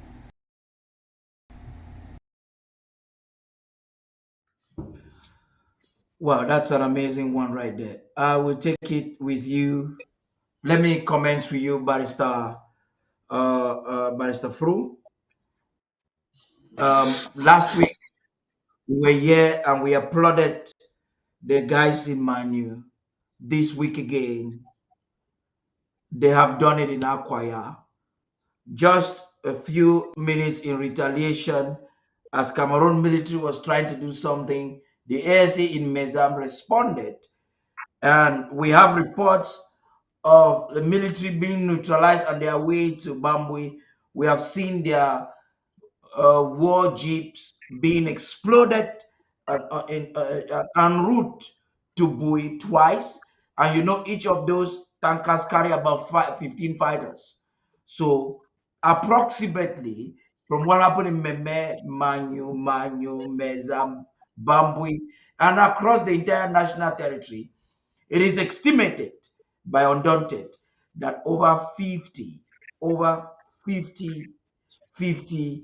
fighters of La République du Cameroon have been neutralized as we speak. Talk to us. Cameroon is governed by sycophants. Cameroon is governed by people who have lost all sense of reasoning. Nobody wins a guerrilla warfare. Nobody. If they think that they can succeed to neutralize the Southern Cameroon forces, let them think again. And I like to concur with Onye and Star that the 50 that they have, the 50 La Republique forces that have fallen is most likely the correct number, because we are forgetting that somewhere in Tuba also before yesterday some civilians were shot in a bar, and it turned out that 2 or 3 out of the 4 or 5 who died were Cameroon soldiers drinking in Tuba. That is guerrilla warfare for you. And our people will continue to fight this guerrilla warfare till every one of them leaves our territory, till La Republic leaves our territory. I'd like to take this opportunity to congratulate Akwaya for doing what they did the other day in Akwaya. It was spectacular. It's an encouragement. I want to say that the ASA is angry, very angry, because their military leader was taken out by La Republique du Cameroon. That was the greatest error that La Republique du Cameroon did, by ambushing and killing General Sagon and his bodyguards. Yeah. Manyu responded not less than a few days after, and they have responded again. Mezam is responding. It's like there is Ambazonia, it's like there is a revival in the entire national territory, and you see, yes, the fighters, there's some form of a revamp in their spirit. They're not more. In fact, they're just sending a message, because Cameroon does this and showcases it on the camera because they want to discourage our people. But if we put the statistics together, just they are targeting civilians. They have not successfully killed civilians the past week, like the soldiers that have been neutralized. It has been a great 2 weeks for Ambazonia. We must say that. And I listened to the military commander in Menemo for this lockdown. He came out with an audio and warned anybody who steps out. The ASA is not looking at faces. Will shoot you right down, and that has had an effect on the SDO, on the DO of that area of Benwi, who has instead increase the lockdown. I mean, participated in the lockdown, say from 9 o'clock to 5 o'clock. He doesn't want to see any vehicle. Very good. That's working for the good of it's working for the good of the people. Ambazonia state armed forces are on the move. They are angry because their leader has been taken out. And they are angry from Victoria to Nkame. The next few days, the next few weeks, the next few months will be deadly. La République du Cameroon should start thinking about what they want to do in the southern Cameroons. 2021 is coming back. And I want to tell everybody that the federal government participation with the LGAs and the counties is very vital to finish this job. And we are not, the ASA is not only going after their soldiers, they will go after their structures. For example, let Ade Elekam to open an office anywhere in Ambazonia. Perhaps they may want to open a military office. Even if it's military, the ASA is a guerrilla force. The ASA they will contend with that. They will take out the ones in the Yomochok. When they're not military. That's the point.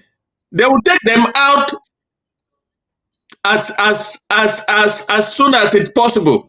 They will take them out. We are now not only going after their troops, we are going after their structures. Any government offices in Ambazonia are a legitimate target. Anything to do with elections, anything at all to do with elections, those sycophants who are running around in the name of CPDM, SDF, or whatever you call it, MRC and so on, do that in La République du Cameroon. Don't cross the boundary. Because it's going to be deadly. I thought that our military guys will be here to give us I just received a message from Commander Willie. So before we even get in touch with you, Barrister Messia, Commander Willie has a message for the people of Ambazonia. Unfortunately, he won't be here, but definitely next week we'll have him. Let's hear him. Yes, fellow Ambazonian, we come to thank everybody today, Saturday, the 18th day of May 2024. This is the county coordinator for Manyu County, Comrade Willie. We want to update you on the situation in Manyu at this difficult moment, at this difficult time of war. In Manyu County, we shouldn't forget that on the 10th of this same May 2024, Cameroon government lost 6 officers in Manyu. They were neutralized by the Ambazonia State Army in Manyu. And as such, again, another incident happened again. That's on the 17th. That's Thursday, breaking Friday. The Ambazonia State Army of Manyu County is creeping into the Gendarmes position in Akwaya local government area in Manyu County, where they wipe off the company commander and one of his elements. And that operation, a pistol was harvested alongside an AK. So I want to take this time to thank all ASA, Ambazonia State Army, all from Manyu County, while looking forward to give sleepless night to the French occupier in Manyu. Mr. Paddy, we want to thank you for your work and services. We want to thank President Sako for his work and services as he pushed forward with this war draft. The effect of the war draft is being felt on the ground at this moment as we speak. So he who knows more. We say shake no day, shake no day, shake no day. Mami and Papa de Ambazonia, we thank una for the effort una the game for help make the struggle go forward. We thank una the good information for Sawe Army Day, Sawe the day, and Sawe the camp and how we go do it. We thank all Ambazonia State Army inside Manyu, how they battle the army for French Cameroon inside Manyu. As this 20 May the camp, lockdown day, with the time when how they respect them, how they obey them, and as such, may God bless we all. May God bless we all. You see something, say something. She say army the camp, you tell we. May God take care for them. Overall, may God stay blessed. Shake no day. Sometimes they say when you look at a man's children, you can know his wisdom.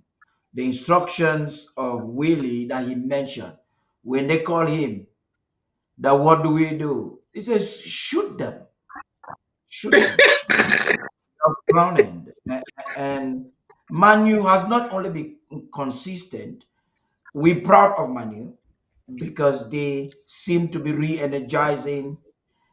The message they sent to Yaoundé last week was imperative, and we can only applaud them and really applaud them. Barrister Mbisia, you've watched the report on the ground.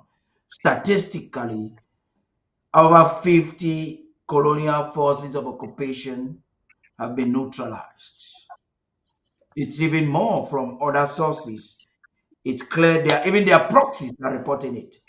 I want you to talk in line with the lockdown and the ability of the state army to enforce the lockdown, to interrupt and destroy any architecture by Cameroon to ensure that 20 May is celebrated, and even the upcoming elections.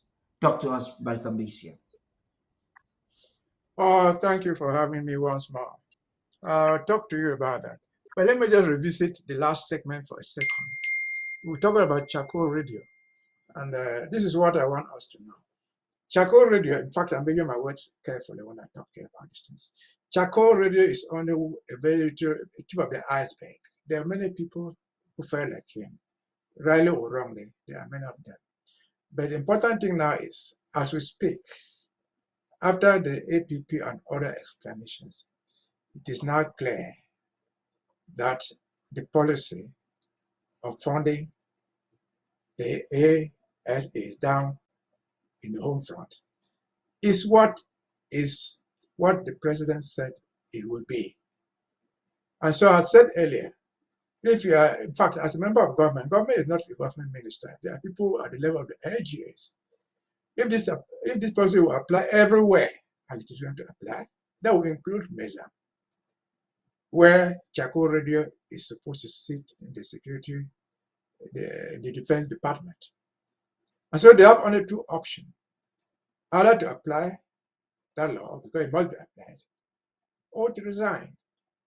I don't know whether they will apologize to the vice president or not, but there's no option there. That's the policy. It has to be applied. If you don't like to apply it, the only thing is for you to quit the position that you hold at whatever level, at the federal government, at the county, or at the LGAs. That's the law. If you disagree because you do not understand, it has been explained. If you disagree simply because you don't like it, it is the law. The law is not what you like. The law is what it is. That's the point. Then coming to the current topic that we're dealing with. Now, this story of 50 dead in the month of May, we're just halfway the month of May. Yes, 50 are dead. Let us take those figures as correct. But the war is beyond 50 dead. When we say somebody is dead, in practical terms, that's somebody who ceased to live, who will be buried into the ground. But in military terms, there are people who have been taken out of action, disabled, who, though not physically dead, are completely out of action militarily. And so the number is big, but far bigger than that. Is that sustainable? It's not sustainable. No regular army in the world will take such a loss as something sustainable. Not even the American army. The Russians don't lose that number of people in Ukraine. And so it's not just that they died. But if you see what was put in terms of resources to train those 50 dead and 100 others or more put out of action, it is a fortune in the terms of a national army. It is not sustainable. It's not a winning strategy. They are losing. They are losing. And therefore, we can then transition to specific areas like Mamfe. In Mamfe, we had two places. A cock York, where you saw the harvests, not just the dead, but the harvests of what we took as the byproducts of the attack to rearm ourselves. That's a heavy, heavy victory. He crossed to Akwaya, 2, 3, 4, whatever number died there. It's a loss, a very big loss to the Republic. Because they don't even have a road to go to Akwaya. To go to Akwaya, I think they have to trek somewhere, through Nigeria, putting their uniforms in their private bags. So it will take a fortune to transfer some other people there. There's almost little way to bring in a rescue team from there. So it's Ambazonia winning, of course. And then fast forward to the lockdown, which is the epicenter of these losses. This is within a week, the last 2 weeks. Starting from yesterday, these 3 days going forward. Is this lockdown paying the benefits that it was intended? It is paying.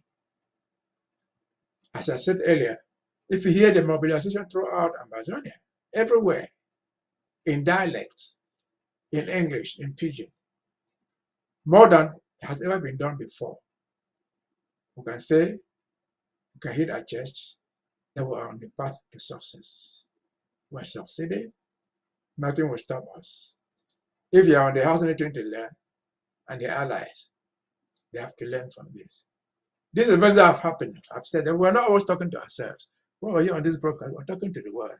And I guess many people are watching us, other than Ambazonians, other than our neighbors at the Republic. Diplomats are watching us. France is watching us.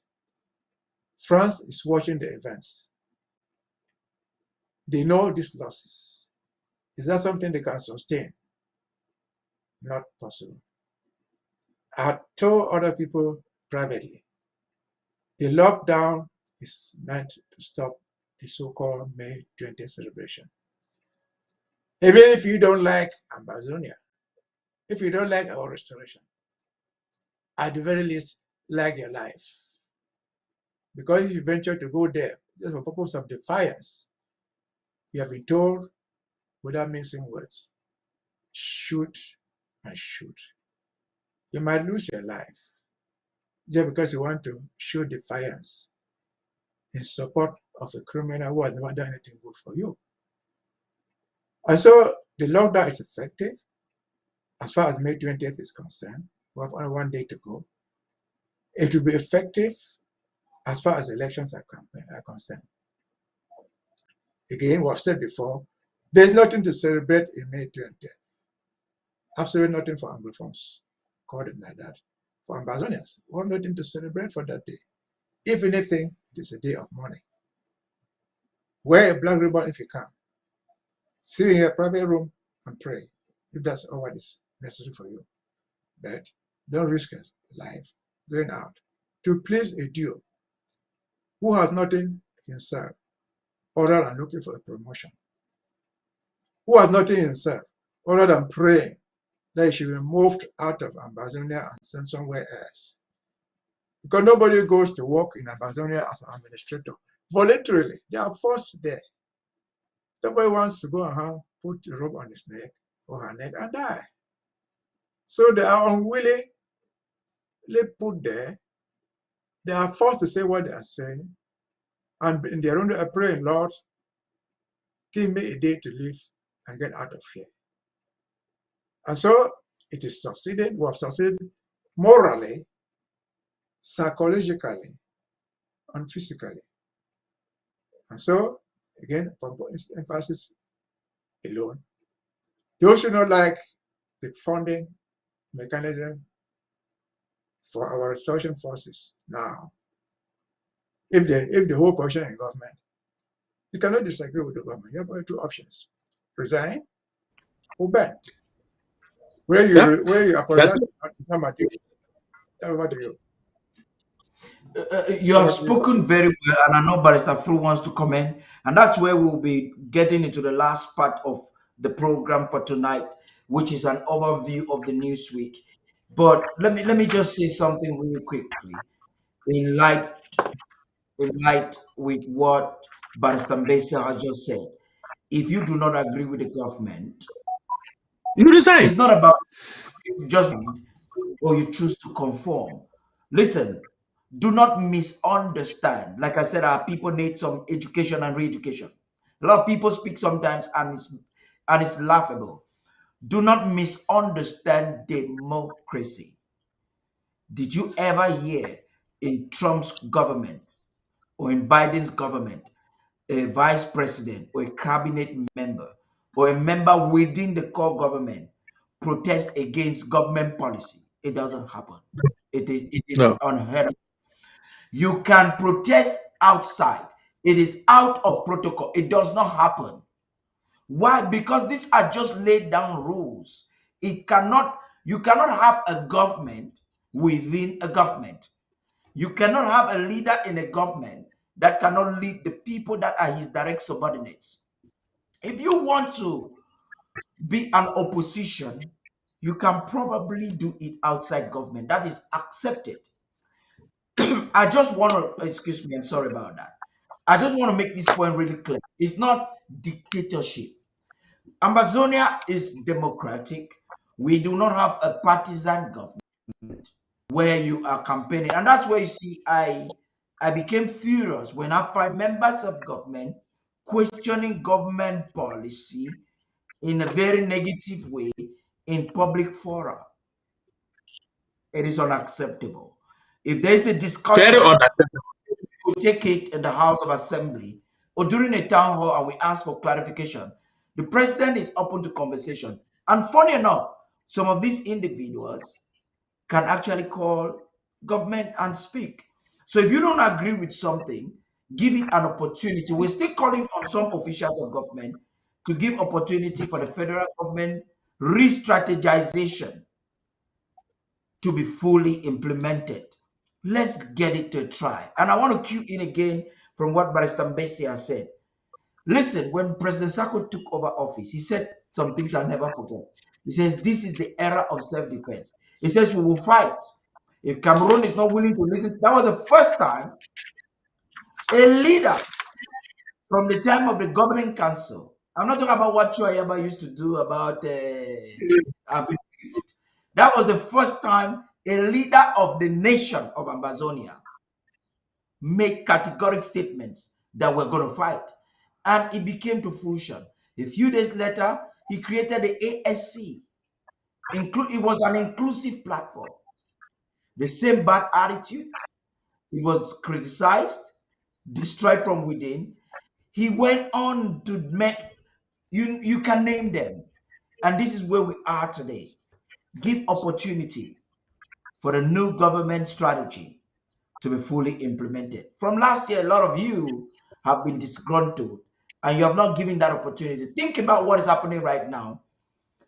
Let the president have the opportunity to work with the soldiers.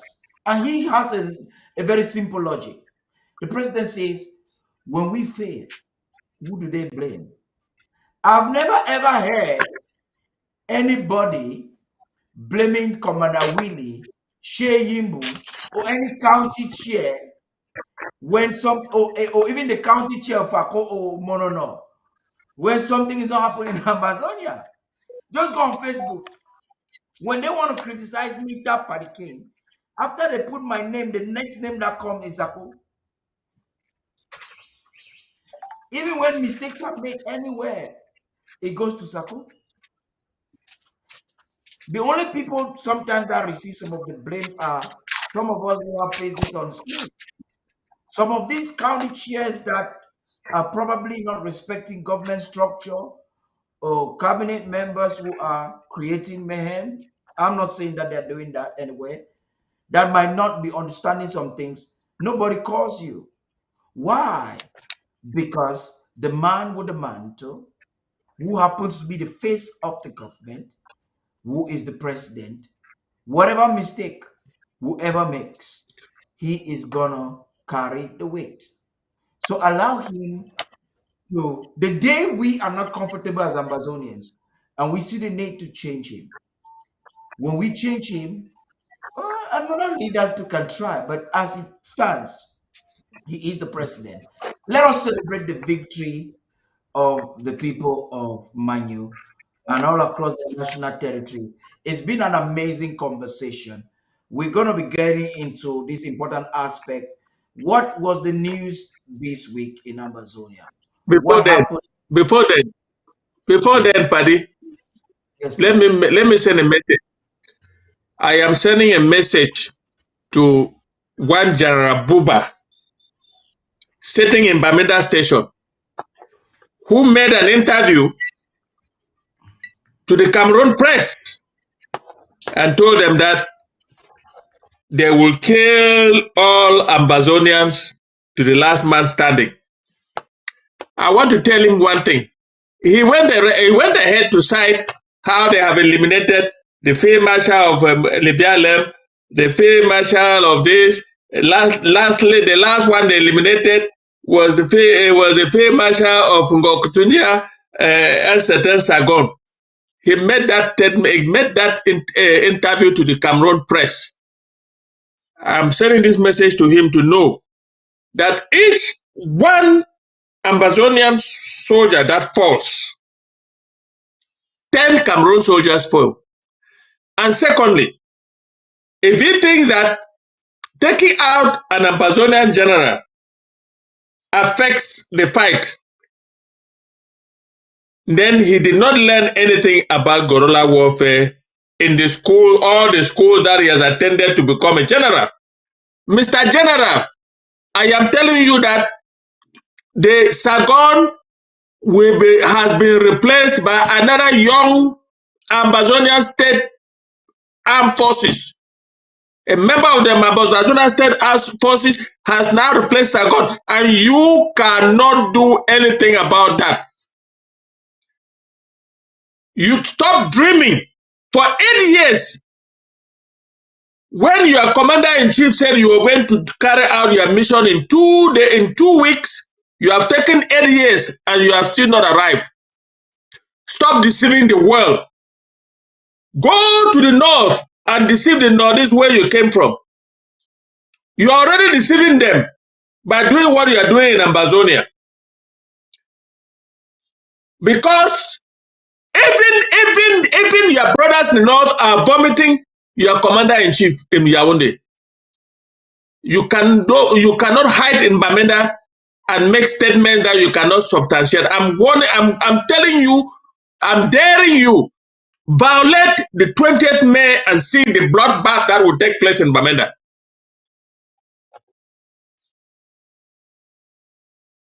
Well, if you think that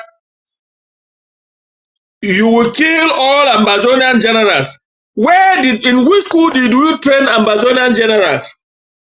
Ambazonian generals are born, Mr. Buba. They grow up, they know their territory, they are gorillas.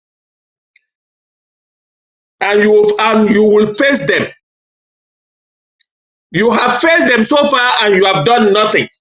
Go to Bui, travel to Bui and make that statement there. Or to Ngokutunya where you ambush General Sagon. Why did you not protect the ones in Manyu? Why have you not protected the people, the ones in Akwaya in Manyu? Why not the ones in Tuba or in Bui or in Ngokutunya or in Indian and Meme? Janabuba, you have no place in the southern Cameroon Ambazonia. You are hiding in Bamenda Station. That is our territory. Get out! Thank you, Paddy.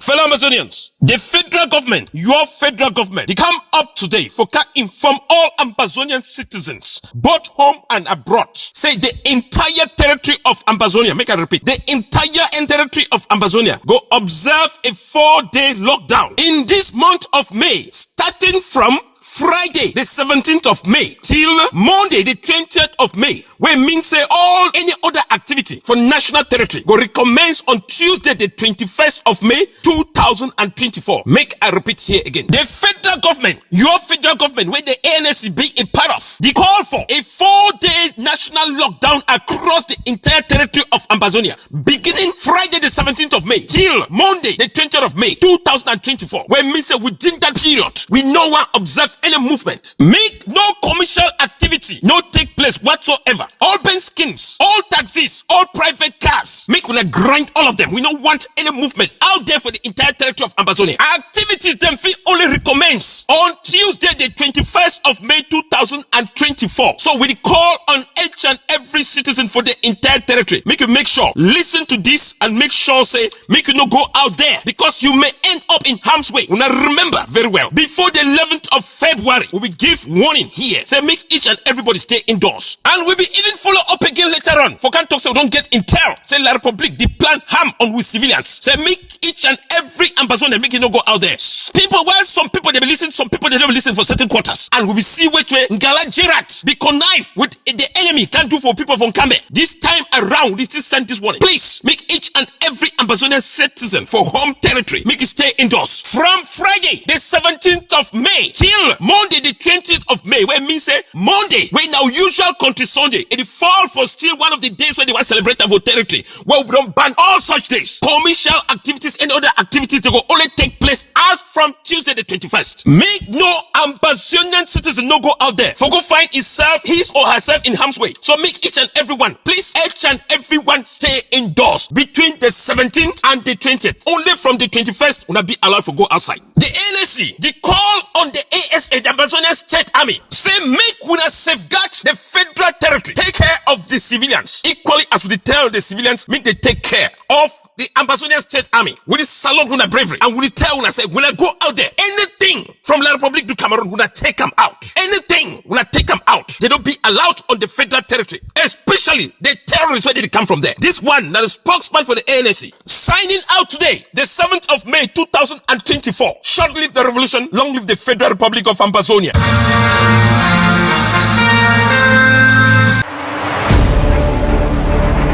The number one most important thing for every Ambazonian to do right now is the draft. We stand at the threshold of an existential struggle, a pivotal juncture in our proud history that brooks no failure, tolerates no hesitation. So we will draft incessantly, individually, within the warm, vibrant tapestries of our communities. We will draft. We must draft. Draft, for in this paramount task, our draft lies the power to liberate Ambazonia. Yeah, that's the number one thing. And this brings us to a very important part of Barrister Fro. You just reignited some kind of new energy, and it's bringing us to the last phase, which is the draft that comes up next week. We have seen what the federal draft is doing at the home front. Momentum is increasing, escalating from every county. You have seen Cameroon is actually confused of what is happening. And we do not want any carelessness in any county that will compromise the life of any fighter or this active strategy on the move. So I'm talking to you all right now. Next Saturday is the draft for the federal government, the exit draft, and that will be hosted by the Atlantic zone. We have the publicity out already. This is so important. I want you to speak very briefly on that, Barrister Mbesia, and followed by Barrister Fro as we conclude tonight's conversation. Barrister Mbesia, please. Okay, thank you very much again. I thought this one for country talk. this draft where they come so we'll talk for pigeons say now come and see. Come see with your own eye. Because two already passed number 3 this. But the reverse now say maybe this number 3 be number 1. Why? Because this Atlantic may be the heart for Ambazonia. May be the soul of Ambazonia. Politically and economically, and including strategically. Politically, now for this Atlantic area, we will get the federal capital of Ambazonia, called Buea. But it's on top of the mountain. There's no other mountain higher than that in the whole of West Africa.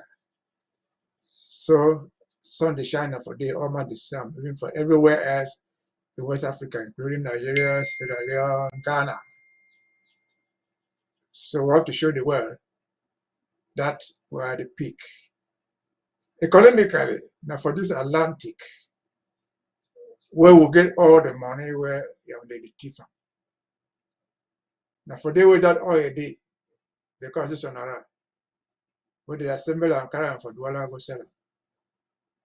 Now for the way that oil they for inside ground, where we call them say Bakassi, where they go to the pump and bring them for ground, assemble them for Victoria, carry and go sell them. Now for the way we get the 2 largest government plantations, palm oil and CDC. The money where they come for these 2 places, the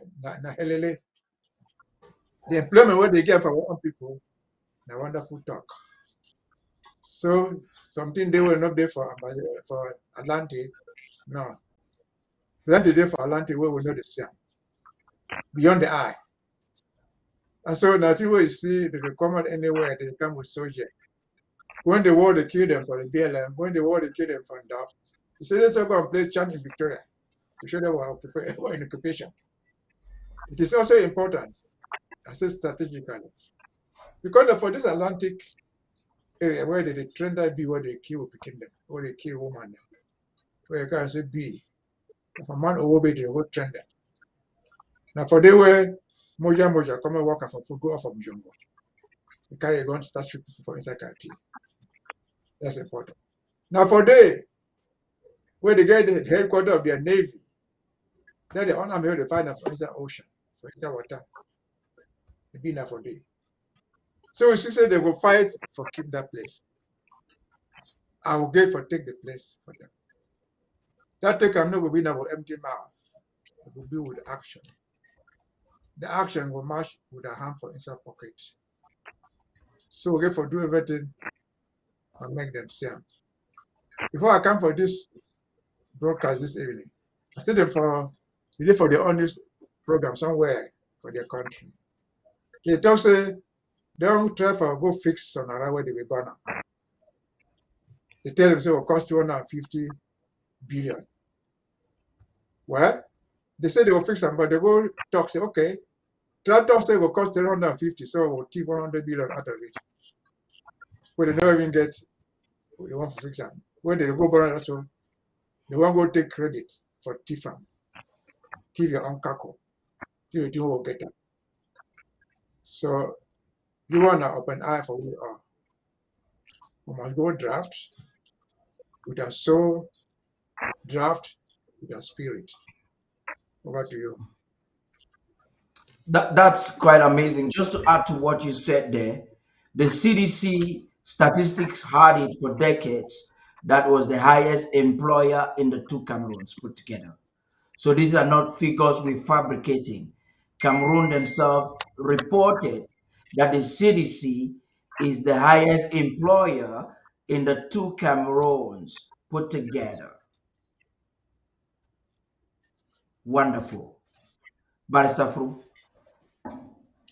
Yes, thank you, Pade. My people of the Atlantic, particularly Fako, where I come from, I'm calling. You have a very dynamic county coordinator, Jimmy Jack. I'm counting on you to mobilize Tiko, Victoria, Boya, Moyuka, Pa Onjereka of Meme. Don't forget, I'm calling on you to mobilize all of Meme, from Kumba to Konye to Mbonge, everywhere. Next Saturday is a big day for all of us. We shall all be there.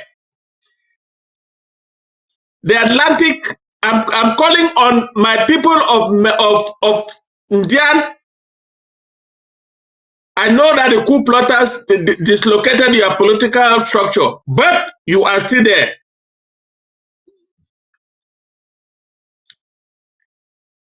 All of us, we need to get together and finish with the federal draft next Saturday. I am hoping that the Atlantic will beat all the other two zones that have come before you. We will be there to give a push. We will be there to make sure that it happens. Come all. Come one, come all. Come everybody. Let's populate the Zoom that day and make our voices heard. Because Atlantic, Kupe Manenguba,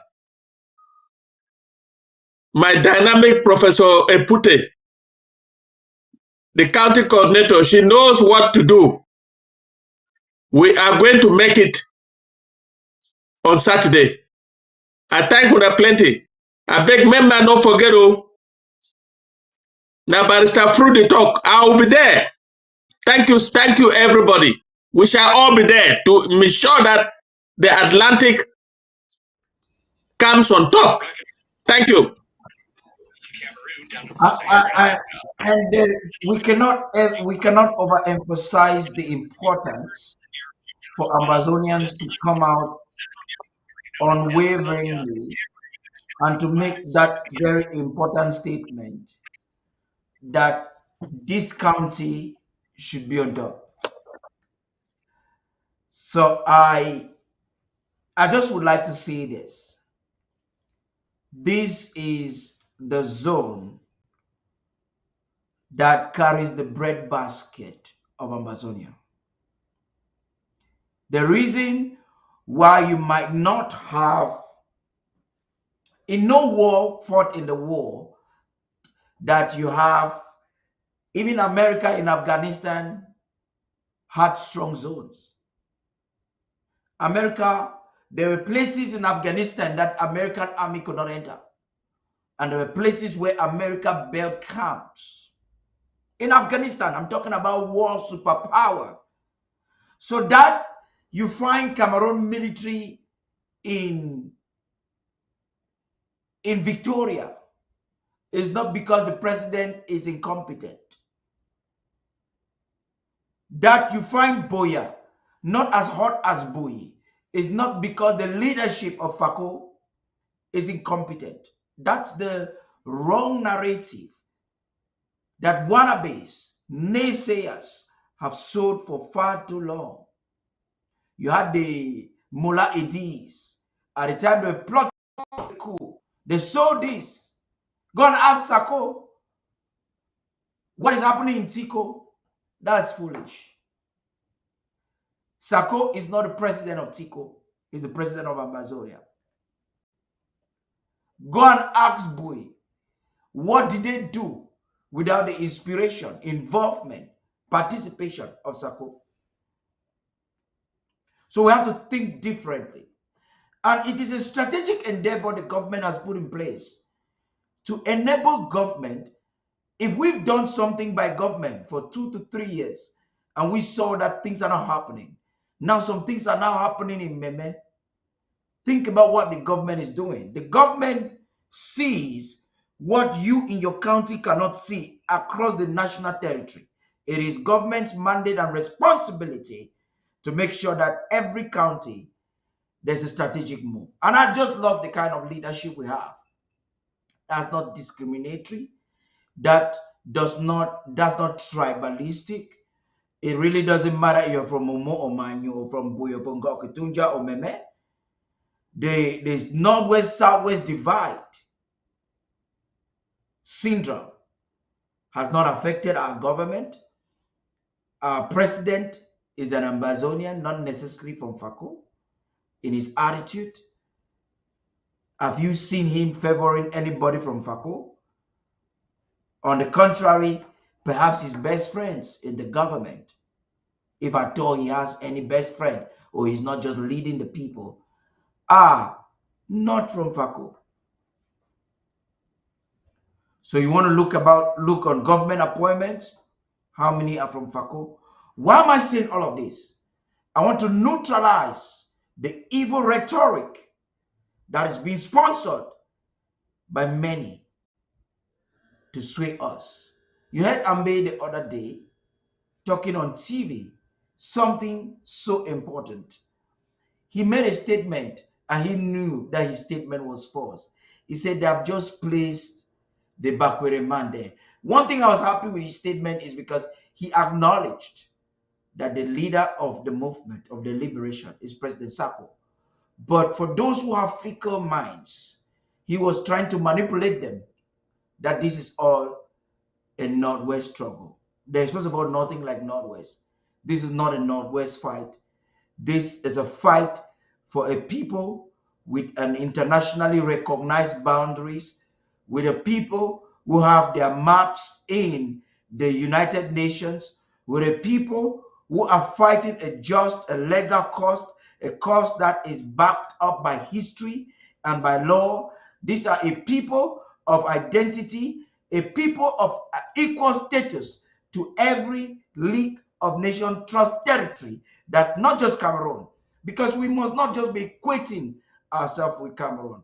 We are bigger than many more nations, not just in Africa and in the world. We have the intellectual capacity, we have the human resource to stand alone and to be a people of our own. We have all it takes. Statistics has it that our nation is the richest in Central and West Africa, and therefore it is unjust, it is illegal, it is an international conspiracy for anybody to deny us the right to be free.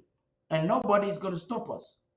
Not after 60,000 of our people have been slain, brutally murdered by evil military forces, by Zakawas from Chad, by Sangos from Bangui.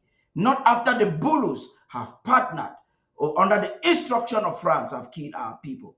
We will not translate into the next generation something that was worse than what we received. We will win this war. It's a war that Cameroon cannot win. It is a war they cannot fund. They can borrow for all we care. The truth about it is that Ambazonia will win the war. And the victory is even close. It's closer today than ever before. You don't want to be upset. You don't want not to participate. I want to thank everybody who participated. I want to apologize that we're unable to bring Commander Willie and others for this program. I deeply appreciate. Remember that we are currently observing a 4-day lockdown, and you must participate at the home front. It's a sacrifice you must make. This sacrifice to stay at home for 4 days is cheaper than the sacrifice you've made in serving Cameroon for more than 6 decades. Nothing is more expensive than Cameroon's presence in Ambazonia. Whatever it would take for us to redeem the blood of Mami Api, of baby Mata, of baby Carolois, of our women that have been raped, our people that have been killed, whatever it would take for you to do it. If it will take these 4 days of lockdown, then this is a price we Ambazonians must all pay. We understand that the war is bringing economic hardship on our people. The burden is also reflected in the diaspora. A lot of our people are many beggars. The burden in the diaspora, Diaspora is sending money every day. Everybody in the diaspora who is an Ambazonian is spending every day because the people at the home front have to leave. At least 90% of our people cannot even engage in any economic activity. We are also suffering like you're suffering. There are people who cannot sleep. They have extra job because you at the home front will have to leave. If you see the popcorns, if you see military people falling down every day, it's because diaspora is determined to make sure that you're free. Deny any rhetoric by Cameroon that is trying to tell you that the diaspora is deceiving you. It is a manipulation. It is an evil agenda to separate you from the diaspora. That is the backbone of this revolution. If you would make that mistake and hearken to that false advice, I will tell you, Cameroon will shut down the internet and they will erase you all in one day. The objective of Cameroon is to own Ambazonia by all means. Stay home, and on Tuesday, in fact on Monday, we're going to have a special broadcast just to talk to you why this lockdown or this 20th May must never ever feature in any aspect of our existence as a people. My name is Star Party King. Until next time, bye-bye.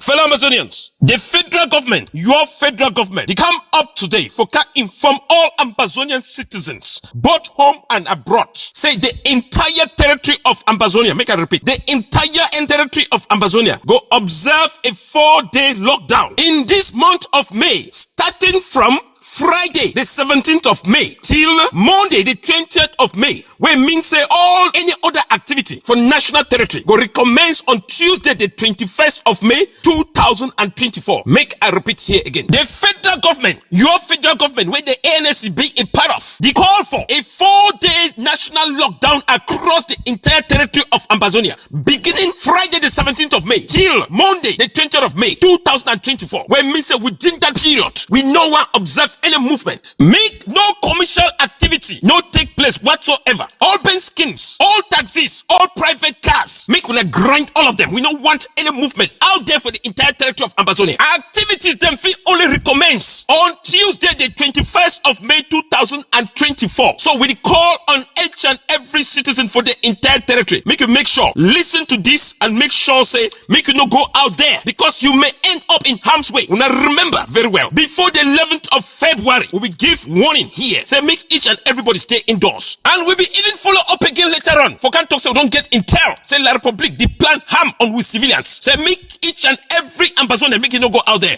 People, while some people they be listening, some people they don't listen for certain quarters. And we will see which way Ngala Jerat be connive with the enemy can do for people from Kambe. This time around, this is sent this warning. Please make each and every Ambazonian citizen for home territory make it stay indoors. From Friday, the 17th of May till Monday the 20th of May, where means say Monday, when our usual country Sunday, it fall for still one of the days where they want to celebrate our territory. Well, we don't ban all such days. Commercial activities and other activities they will only take place as from Tuesday the 21st. Make no Ambazonian citizen no go out there for go find his or herself in harm's way. So make each and everyone, please each and everyone stay indoors between the 17th and the 20th. Only from the 21st will not be allowed to go outside. The NSC, the call on the ASA, the Ambazonian State Army, say make we safeguard the federal territory, take care of the civilians, equally as we tell the civilians, make they take care of the Ambazonian State Army. We salute with bravery, and we tell when I say when I go out there, anything from La Republic to Cameroon, when I take them out, anything when I take them out, they don't be allowed on the federal territory,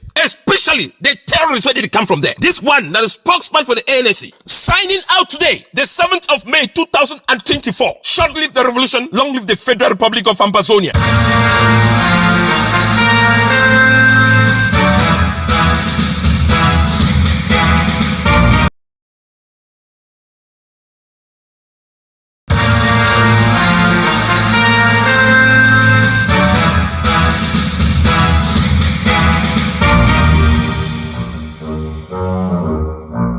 Amazonians, the federal government, your federal government, they come up today for can inform all Ambazonian citizens, both home and abroad. Say the entire territory of Ambazonia, make I repeat, the entire territory of Ambazonia go observe a 4-day lockdown in this month of May, starting from Friday, the 17th of May, till Monday, the 20th of May, where means say all any other activity for national territory go recommence on Tuesday, the 21st of May, 2024. Make I repeat here again. The federal government, your federal government, where the ANC be a part of, they call for a 4-day national lockdown across the entire territory of Ambazonia, beginning Friday, the 17th of May, till Monday, the 20th of May, 2024. Where means say within that period, we no one observe any movement. Make no commercial activity no take place whatsoever. All bank skins, all taxis, all private cars, make we grind all of them. We don't want any movement out there for the entire territory of Ambazonia. Activities them fee only recommence on Tuesday, the 21st of May 2024. So we call on each and every citizen for the entire territory. Make you make sure, listen to this and make sure say, make you not go out there because you may end up in harm's way. Now remember very well, before the 11th of February, we will give warning here. Say make each and everybody stay indoors. And we'll be even follow up again later on. For can't talk so we don't get intel. Say La Republic, the plan harm on with civilians. Say make each and every Ambazonia make it not go out there.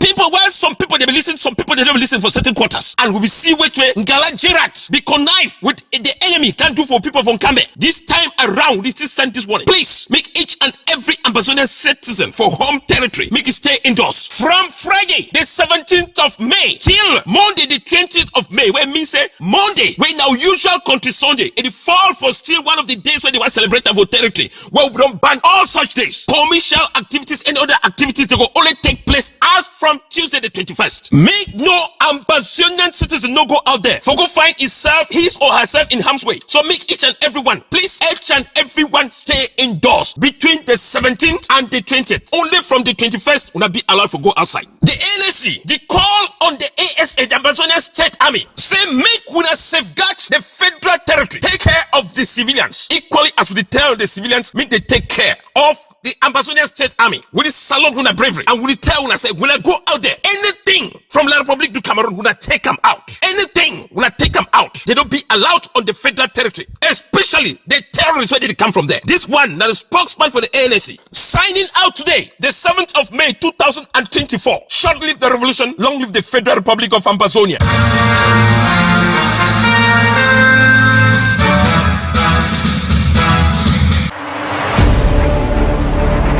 The number one most important thing for every Ambazonian to do right now is the draft. We stand at the threshold of an existential struggle, a pivotal juncture in our proud history that brooks no failure, tolerates no hesitation. So we will draft incessantly, individually, within the warm, vibrant tapestries of our communities. We will draft. We must draft. Draft, for in this paramount task, our draft lies the power to liberate Ambazonia.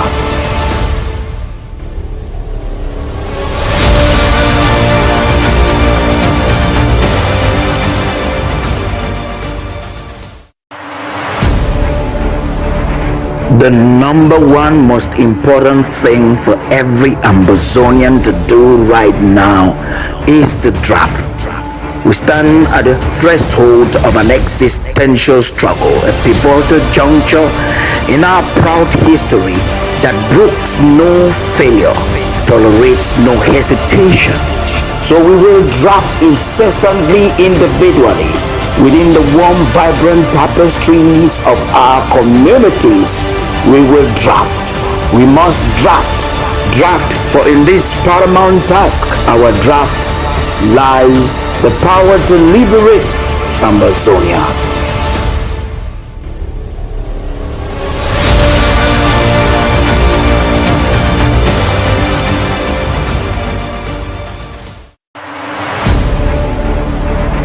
The number one most important thing for every Ambazonian to do right now is the draft. We stand at the threshold of an existential struggle, a pivotal juncture in our proud history that brooks no failure, tolerates no hesitation.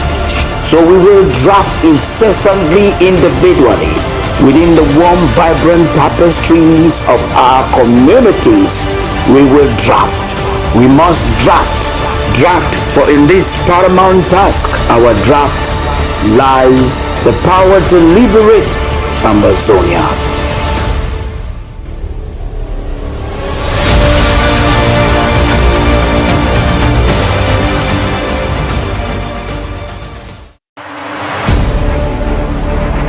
The number one most important thing for every